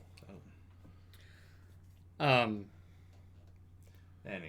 But yeah, that indecision can really... The old man is really right. If you can't come to a decision quick enough, I mean, this is... Yeah. But again, it's Tanjiro's big, defining character flaw. Yeah. So. And it's a flaw. Like I said, I don't like it. I don't like it in my main characters. I don't like it in maybe I don't. Maybe I wouldn't. Maybe dislike is a too harsh of a word. It annoys me when I see it in the people around me.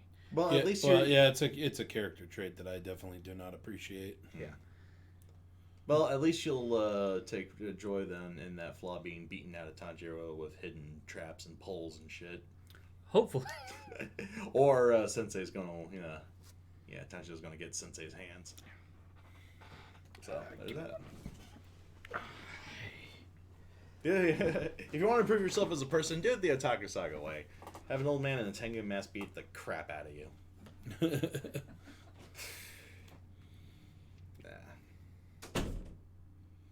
Maybe that happened to us. We could be better YouTubers. As for the 3D in this episode, I actually, I pointed it out a lot, but it didn't really annoy me. Yeah. I like the way that Ufotable uses 3Ds in backgrounds and blends it really well with the 2D to make the backgrounds look more photorealistic. Yeah, instead of what just about every other studio does, it makes 3D elements in the foreground. Yeah, well, there's that, or sometimes they'll just replace the entire background with 3D, and that doesn't work either. But yeah, Ufotable is one of the studios that does a really good job of blending the elements well. Well, Nezuko kind of has something going for her. She can go off of basically just pure instinct and deliver a very, very impressive decapitating kick. Damn, that was cool. If we, I forgot, there was an anime magazine back in the day. They had an award for Death of the Month whenever a character would kick the bucket, and they didn't make note of it. That would be a good candidate for April's Death of the Month right there. Right. Get decapitated. Okay, your body gets flung off a cliff. Okay, you're pinned to a wall. by someone else's hatchet that you got tangled up in your own hair, and then the rest of you gets burnt to a crisp in the sunlight. Damn, son. Hey, Jarek. Jarek. What's up? Ufotable, ufotable, tomato, tomato. I Hey, pronounce it's it a kitty. ufotable because, well, Ooh, Japanese. ooh, yeah. Yeah, the U is pronounced oo. Yeah. Kitty. Echo wacko. Shitty little kitty. Bird stinker.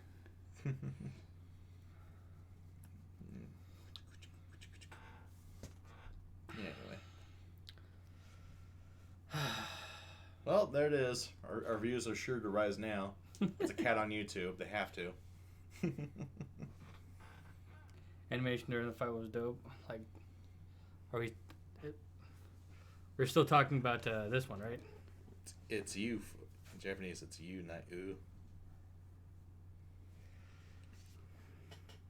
When will the CJ dragons come through? I don't know. Come here. They'll come out in Kobayashi-san's Maid Dragon Season 2. Also known as KyoAni has kicked the bucket. But dude, when Demon Girl fucking kicked the head off, That was cool. holy crap.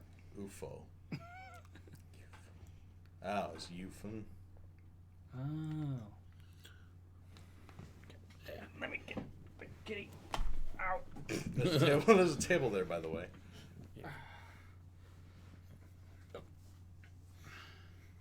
Yes, I know you want to explore. However, I don't think that's a good idea. Waifu knocked over in 3-2. Actually, she's pretty good around the table. She's actually... Oh, I think we've shared photos of her before, but she's very ginger around all the figurines. Like, she consciously avoids them. Our laptops, however, she don't give a shit about. But I don't think any cat does.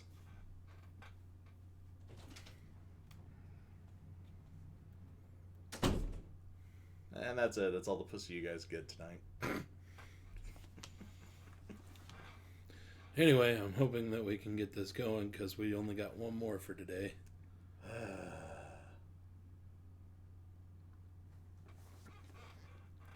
And unfortunately, I did wake up pretty early this morning, so Yeah. be nice to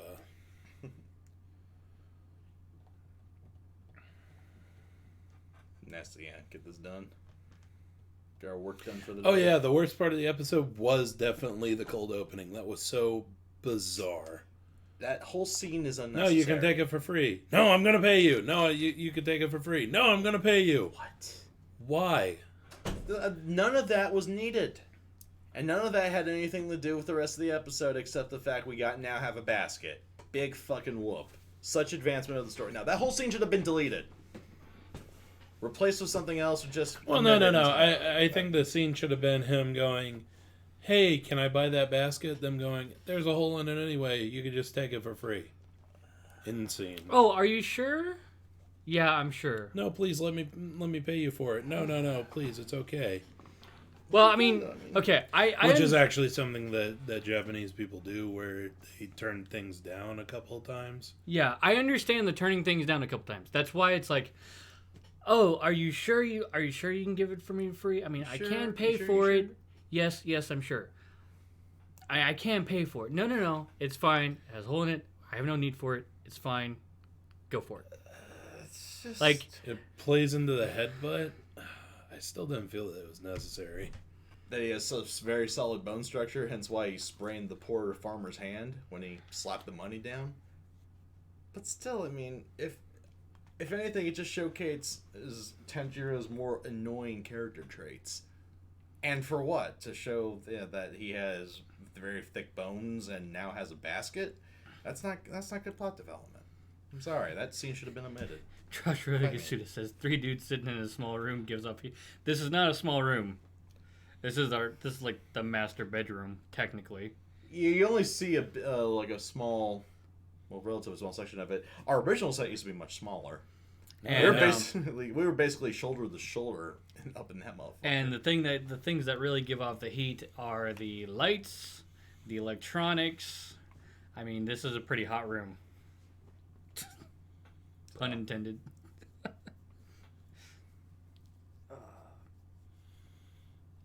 Anyway. Funny does not equal good. Yeah. So, last up for the day is RobiHachi. All right. I'm not drunk enough for this. Space Danny Part 2 Electric Boogaloo. So about that Midori.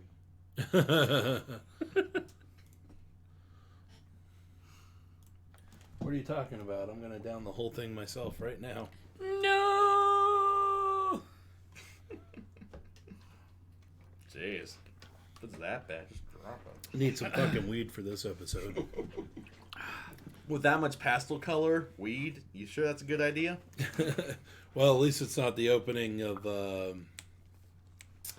what was it, Magmel? Oh, God. Ugh. That would be a bad idea. Seriously, are you saving it for something, or could I get some? I mean, kind of. Okay. A booze run is most definitely in order for you two, huh? Yeah. Fuck. I actually meant to go do it earlier, but I didn't get around to it. Oh, hey. It happens. Anyway. Get their backlog. They didn't do this last week? Yes, we did. We This did. is episode 2. Yeah, we totally did watch this. We did. This is the Space Dandy / Ella Star like comedy skit. Actually, another one reminds me of, what was that mecha short form parody? Tiramisu. Yeah. Oh, if we liked it, it was weird. It's definitely one of those ones. I feel like it'd be one of those that if we filmed a full reaction for it, the episodes would get like maybe a couple hundred views. But in the bad old days, that would be what we call the performance drop. No one watched it, so nah. Right. So, that's why it's here. Magmel had the Technicolor fast motion fisheye lens moment of barf plus 10. Yeah. Right. So yeah, if you're like, Well, I mean, like in the reaction, we were sitting there watching it, and that moment popped up, and we all just went, "Whoa!" Yeah, it's like if you like drop acid, right, and then get one on one of those spinning amusement park rides, like the Mad Teacups or some shit, and the whole world's just spinning around. That's We were what that outside of moment was Barstow, and the drugs kicked in. pretty much. Yeah. Anyway, Fear all and right. loathing at Otaku Saga. Yeah. Alrighty, so we're gonna go ahead and get to RobiHachi. Yeah, Robi. Boy, I called it Roboy Hachi for the longest time. It's not pronounced that at all, but Right. yeah, whatever. Anyway, 3, 2. 1. let's jam. Salute. Fuck you, Funimation.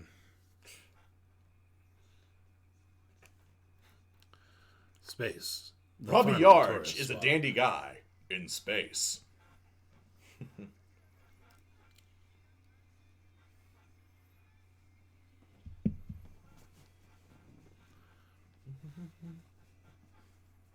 Man, more glitter and pastel colors than a Bradio music video.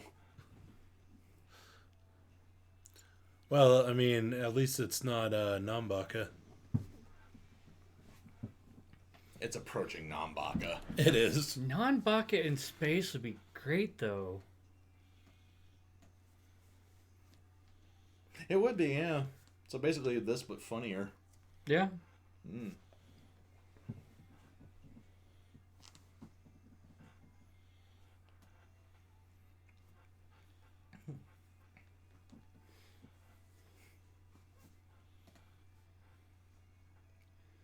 Was I not paying attention to the opening yet last time? Probably not. It did kind of come out of I'm not sure if they showed the opening last time. I remember that because I remember that first line. Space, the final tourist spot. Yeah, that was at the end of the episode, though. No, they did the thing where they played the opening at the end. I think so.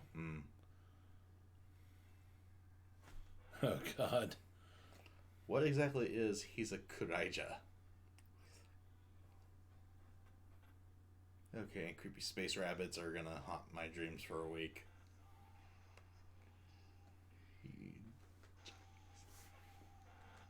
Oh my God. So cheesy. Oh, please, honey. Also, a comparatively understated performance from Tomokazu Sugita. Normally, he's a bigger ham than that. They're really arguing about who's top and who's bottom. Really, gay.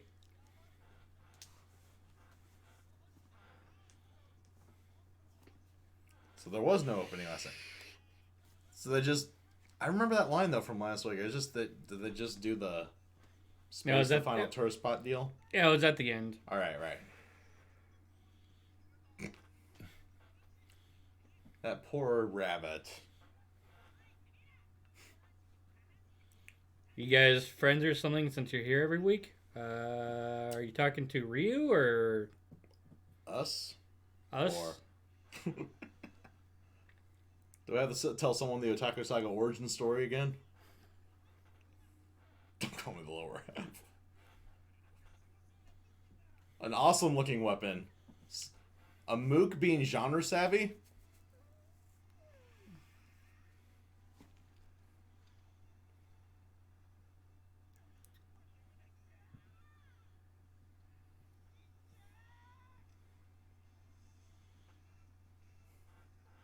Out of power. Blew himself up. What happens? Nothing.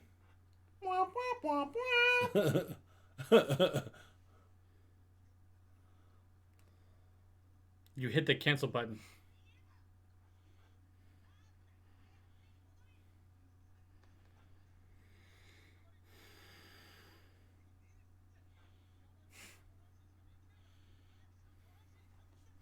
Oh my god. Just do it!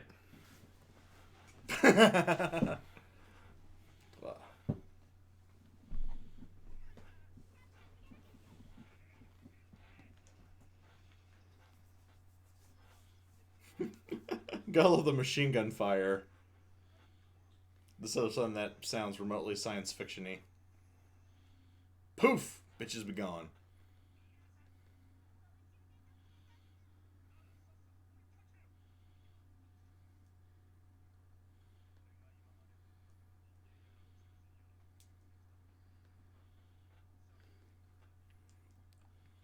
Also, remember that one broker that had a crush on Gene Starwind? Yep. Mr. Wong. Yep. Yep. Mr. Wang.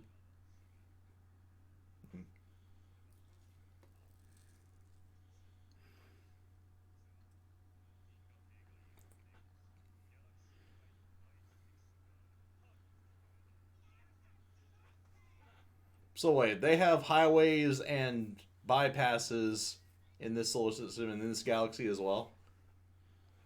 And they didn't have to demolish Earth for it?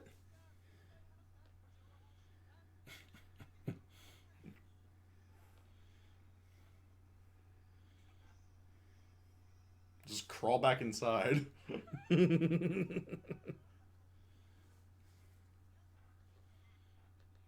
Kudos.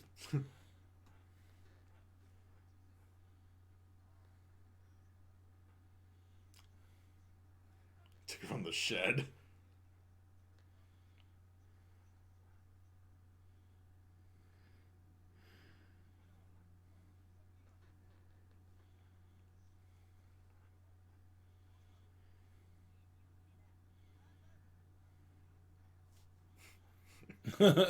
My, how laughingly predictable.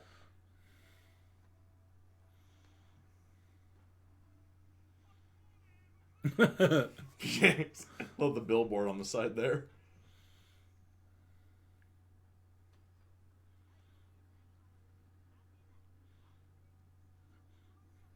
Oh, they didn't get very far. Also, my inner Cowboy Bebop fan finds the lack of toll gates disturbing.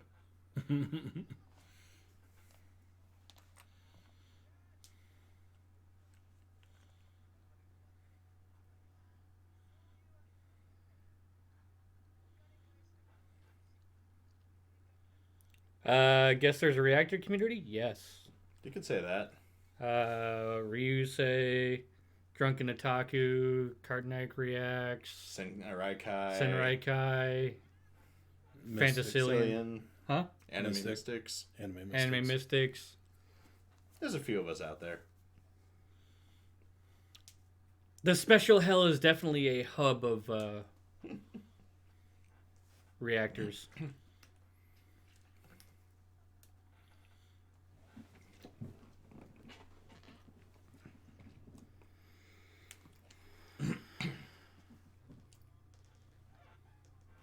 It's the future, and this guy believes what you see on the internet.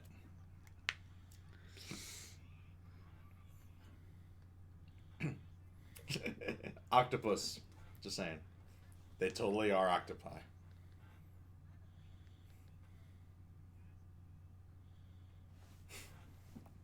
Wow, they really are. Wait, also the Den guy's right about something? Right. Jesus Christ, what world are we in?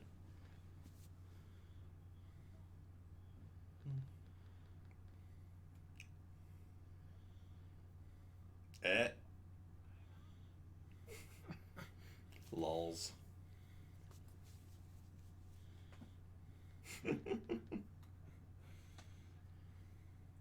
You're a louse, RobiHachi. Actually, I think it's Outlaw Star, but comedy.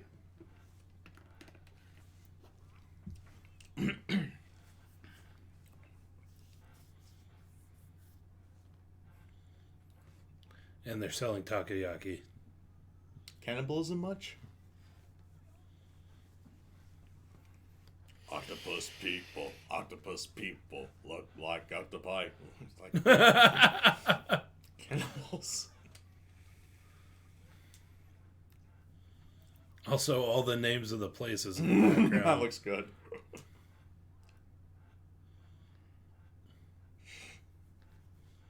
Have a nice day. Don't tell me what to do.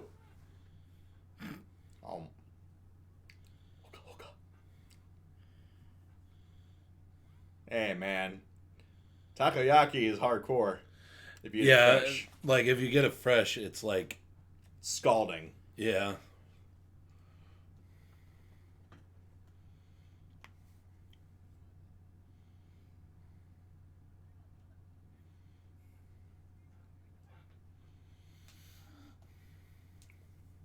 .8.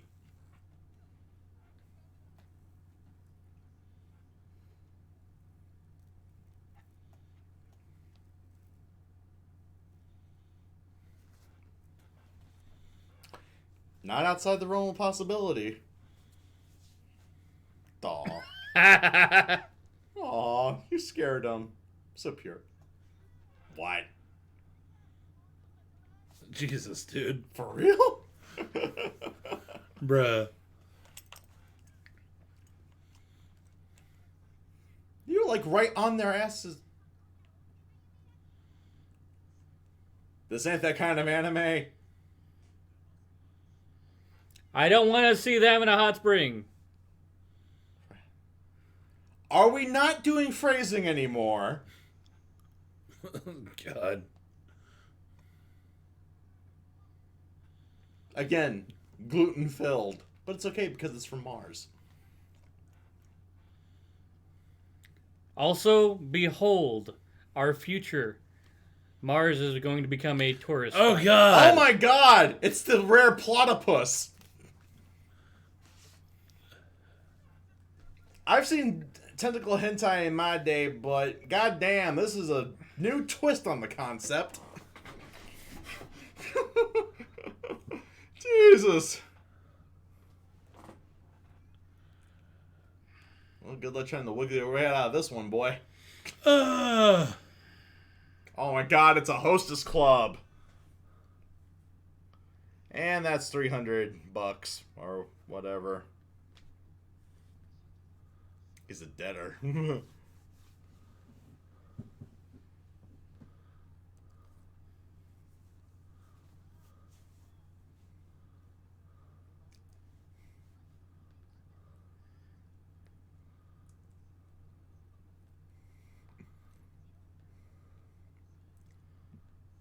I'm sorry. God, it's everywhere.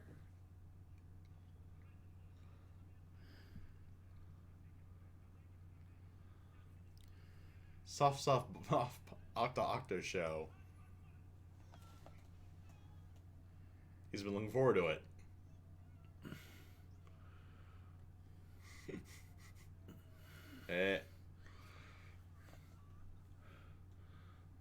Why did you show his face? I'm annoyed that I didn't get to see anything. I'm slightly annoyed by that too, and I'm disgusted that I'm annoyed by it at the same time. Oh. They're all fake? Oh, shit! And someone's behind him. Oh, so you discovered the secret, huh? Wow. Coming this summer, Cephalopod Cop.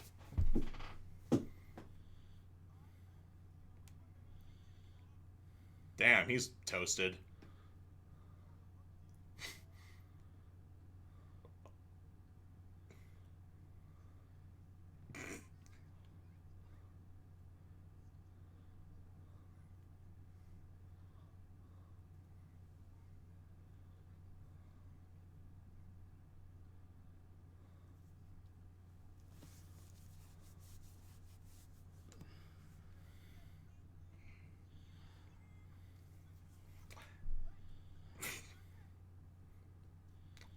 Oh, there is some prison out in the middle of the desert. Gotta get that takoyaki meat from somewhere. Oh, God. If that's the case, they just got Sweeney Todded. Right. Ugh. Of course this idiot would enjoy it. Your face!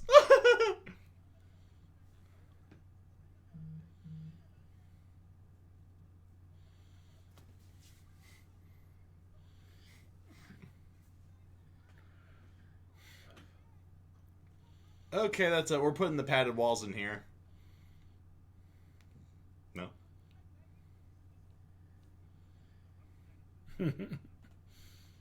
We're getting backstory for this ridiculousness.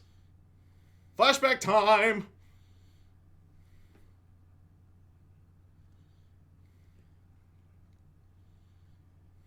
Paradigm City, but why?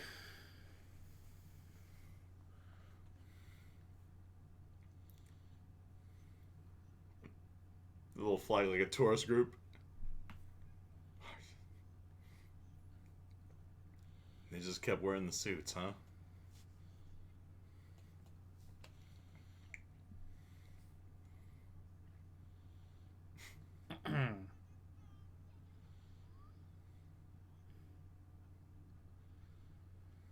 It's more amusing to me that that all the tentacles kind of move separately.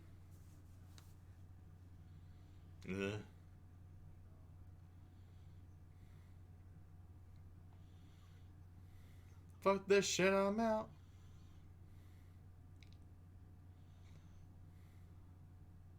Also, stacked.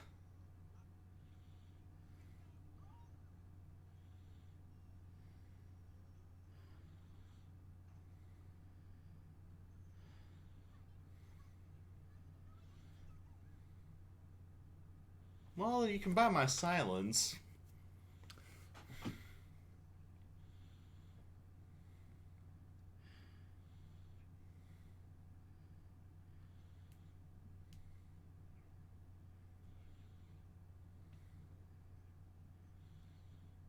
Huh.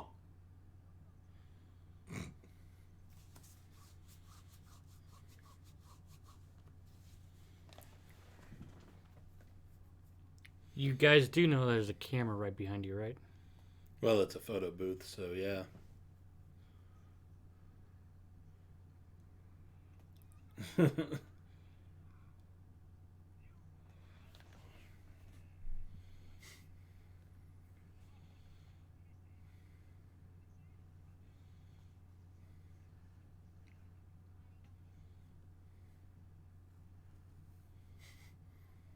That unibrow, though.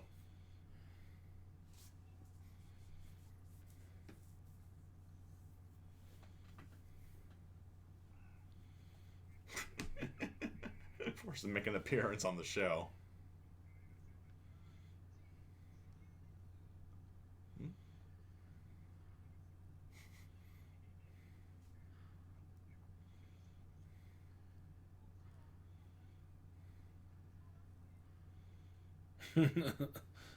Glancing off screen at the the cue cards.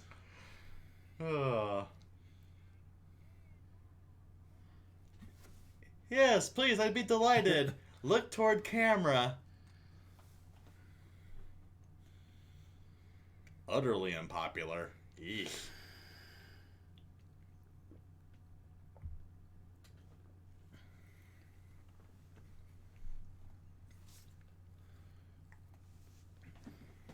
And again, the actual future of Mars as it's going to get colonized. The squeaking.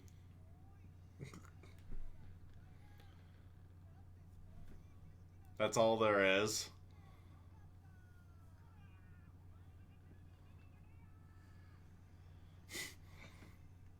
You want ratings? Bam, son. giant robots. They'll get at least one freak to watch.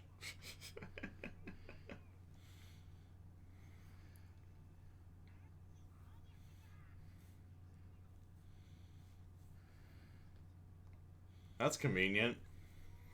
Also, I think it would be really funny if they kind of bring this up in the future. Where they're all like, oh, wait, you can't pilot it without two people. But, like, wait, they could.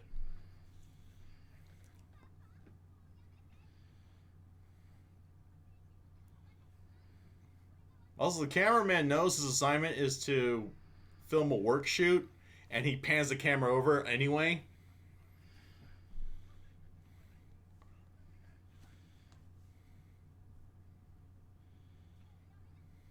Also, you're talking about hot bikini-clad hostesses not being a draw? Come on, man.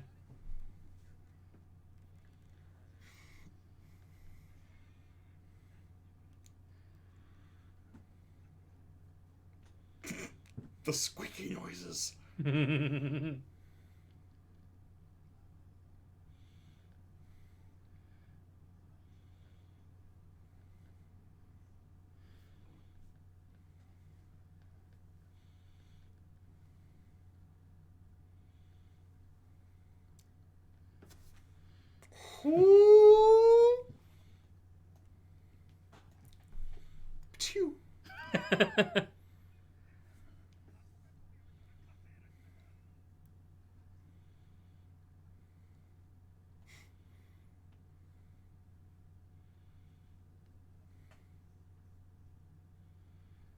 Damn it, Robbie, you're supposed to be the funny man. You don't get to be cool.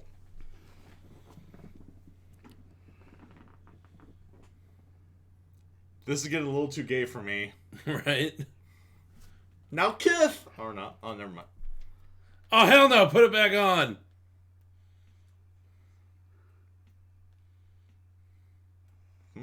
What a dapper-looking old man.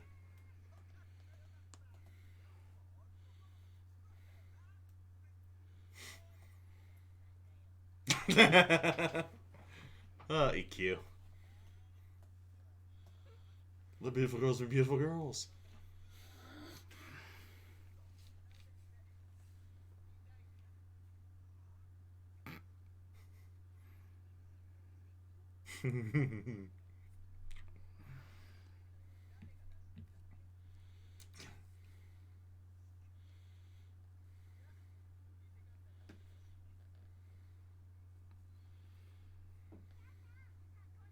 They're just arriving? It was probably a long trip. They were like right on their asses in hyperspace.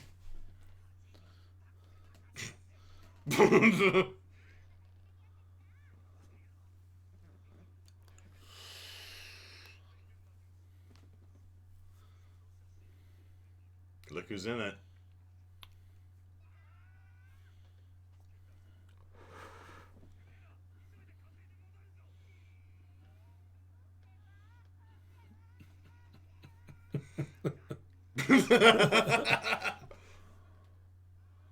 Oh, God. Oh, God!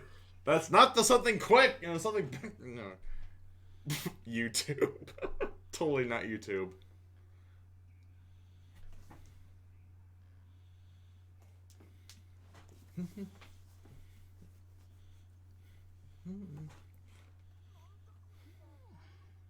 And the same exact music, yes.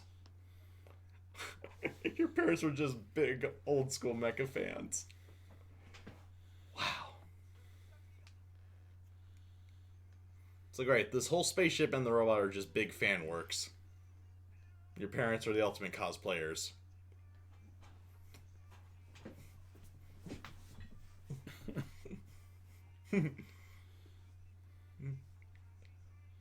Huh.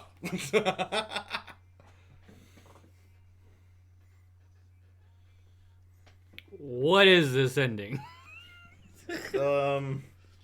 Basically Team Rocket singing the ending song and just being goofy in a disco.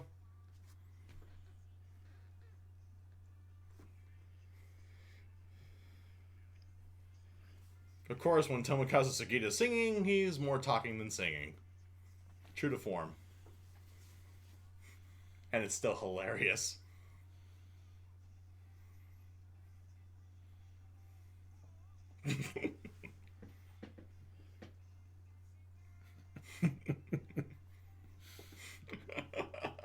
Okay, we have surpassed Nambaka levels of pastel. And multicolored.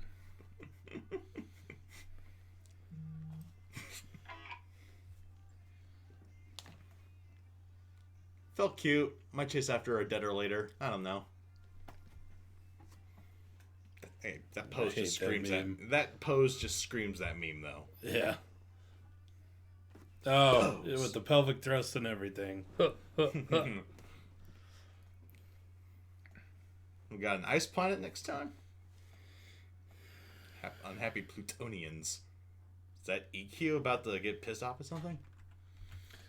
Huh. Okay then. Well, I'm glad that they didn't have the Iskander ad going a bunch this time. Again and again and again. Because that was really annoying in the first episode. Yeah. I mean, maybe to introduce the episode a bit, but there is only so much of that one can take before, like, just punching a hole in their TV, I'm sure. But, like, I'm really like, the whole idea of going to Iskandar reminds me of the Galactic Ley Lines. Right. That whole, like... Actually, in spacefaring anime, you know, just heading to a single or very far away destination is an incredibly common theme. The Galactic Ley Line, Atlas Star. Actually, the planet Iskander in Space Battleship Yamato is where the enemy aliens originate from. Also, I forgot the name of the planet in Galaxy Express 999, but that's basically the plot as well. The character go into, I think, a planet to get an immortal machine body. So, very, very common theme. Sci-fi anime. With a bit of an old school vibe like this. I like this episode better than the first episode. Agreed. I mean, I didn't think the first episode was that bad. I think it could have been a lot worse. Right.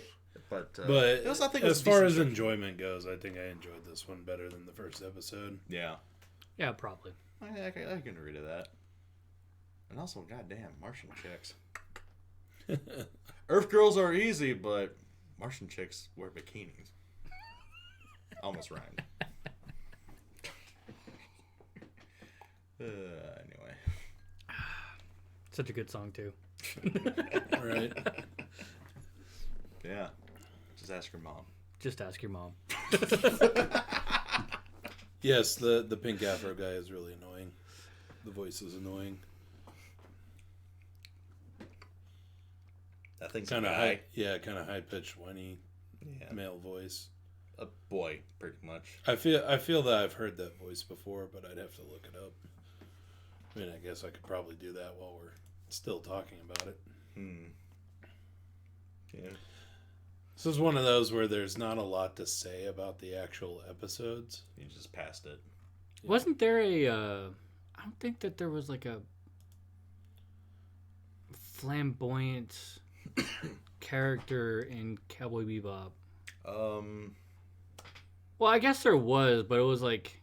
It was like a bit character, or what was it? Was it Pyro, I think? The sort of guy who looks like the Penguin in Batman and kicks Spike's ass. Pink afro guy Gura or Aro? Oh, shit, I forget which. Because I'm not sure which one. Click them all. Yeah. Emma and what? Oh. That guy Tokyo hasn't Ghoul. been in a lot. Sagatsu no Lion, Issa Matsumoto. Anyone we know of? I think this is the other guy. This is the non-annoying guy, just based off some of his roles.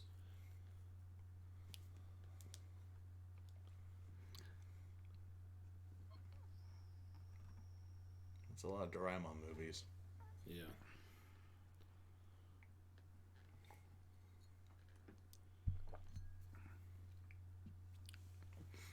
Unfortunately, I can't really tell. So Violet Evergarden. Spencer. Oh, the Spencer Marlborough. So the little courier dude in Violet Evergarden. Yeah, like I said, just based on his roles, he seems like the deeper voiced one. So it's probably the other guy. have a good one, Himiko. So, anyway. Yeah, actually, we're probably about to get off of here. Yeah. That was our last series from... at least from what I'm calling our Code Yellow series, because calling this whole thing a yellow stream... Phrasing. Why do you think I've been calling it that? Just to piss people off? Ba-da-ba-ba-da-bye. Anyway, thank you guys so much for joining us once again this week. Hopefully we'll be able to do some backlog streams this weekend. Hopefully. That's the plan. That kind of fell through last weekend. Yeah. Well, we try to do, Code Yellow, a yellow stream, and backlog, but... Yeah. Bungo Stray Dogs OVA next time? Shit. Yeah, we got to figure out time to work in the OVA. Right. Well, at least it's not going to be Dazai backstory again. There is that to look forward to. The OVA, not the rest of the series. Anyway, so thank you guys so much for joining us this time. Hopefully we'll see you guys next time. But as always, I'm Rizzo. I'm Zero. And I'm DK. See you next time.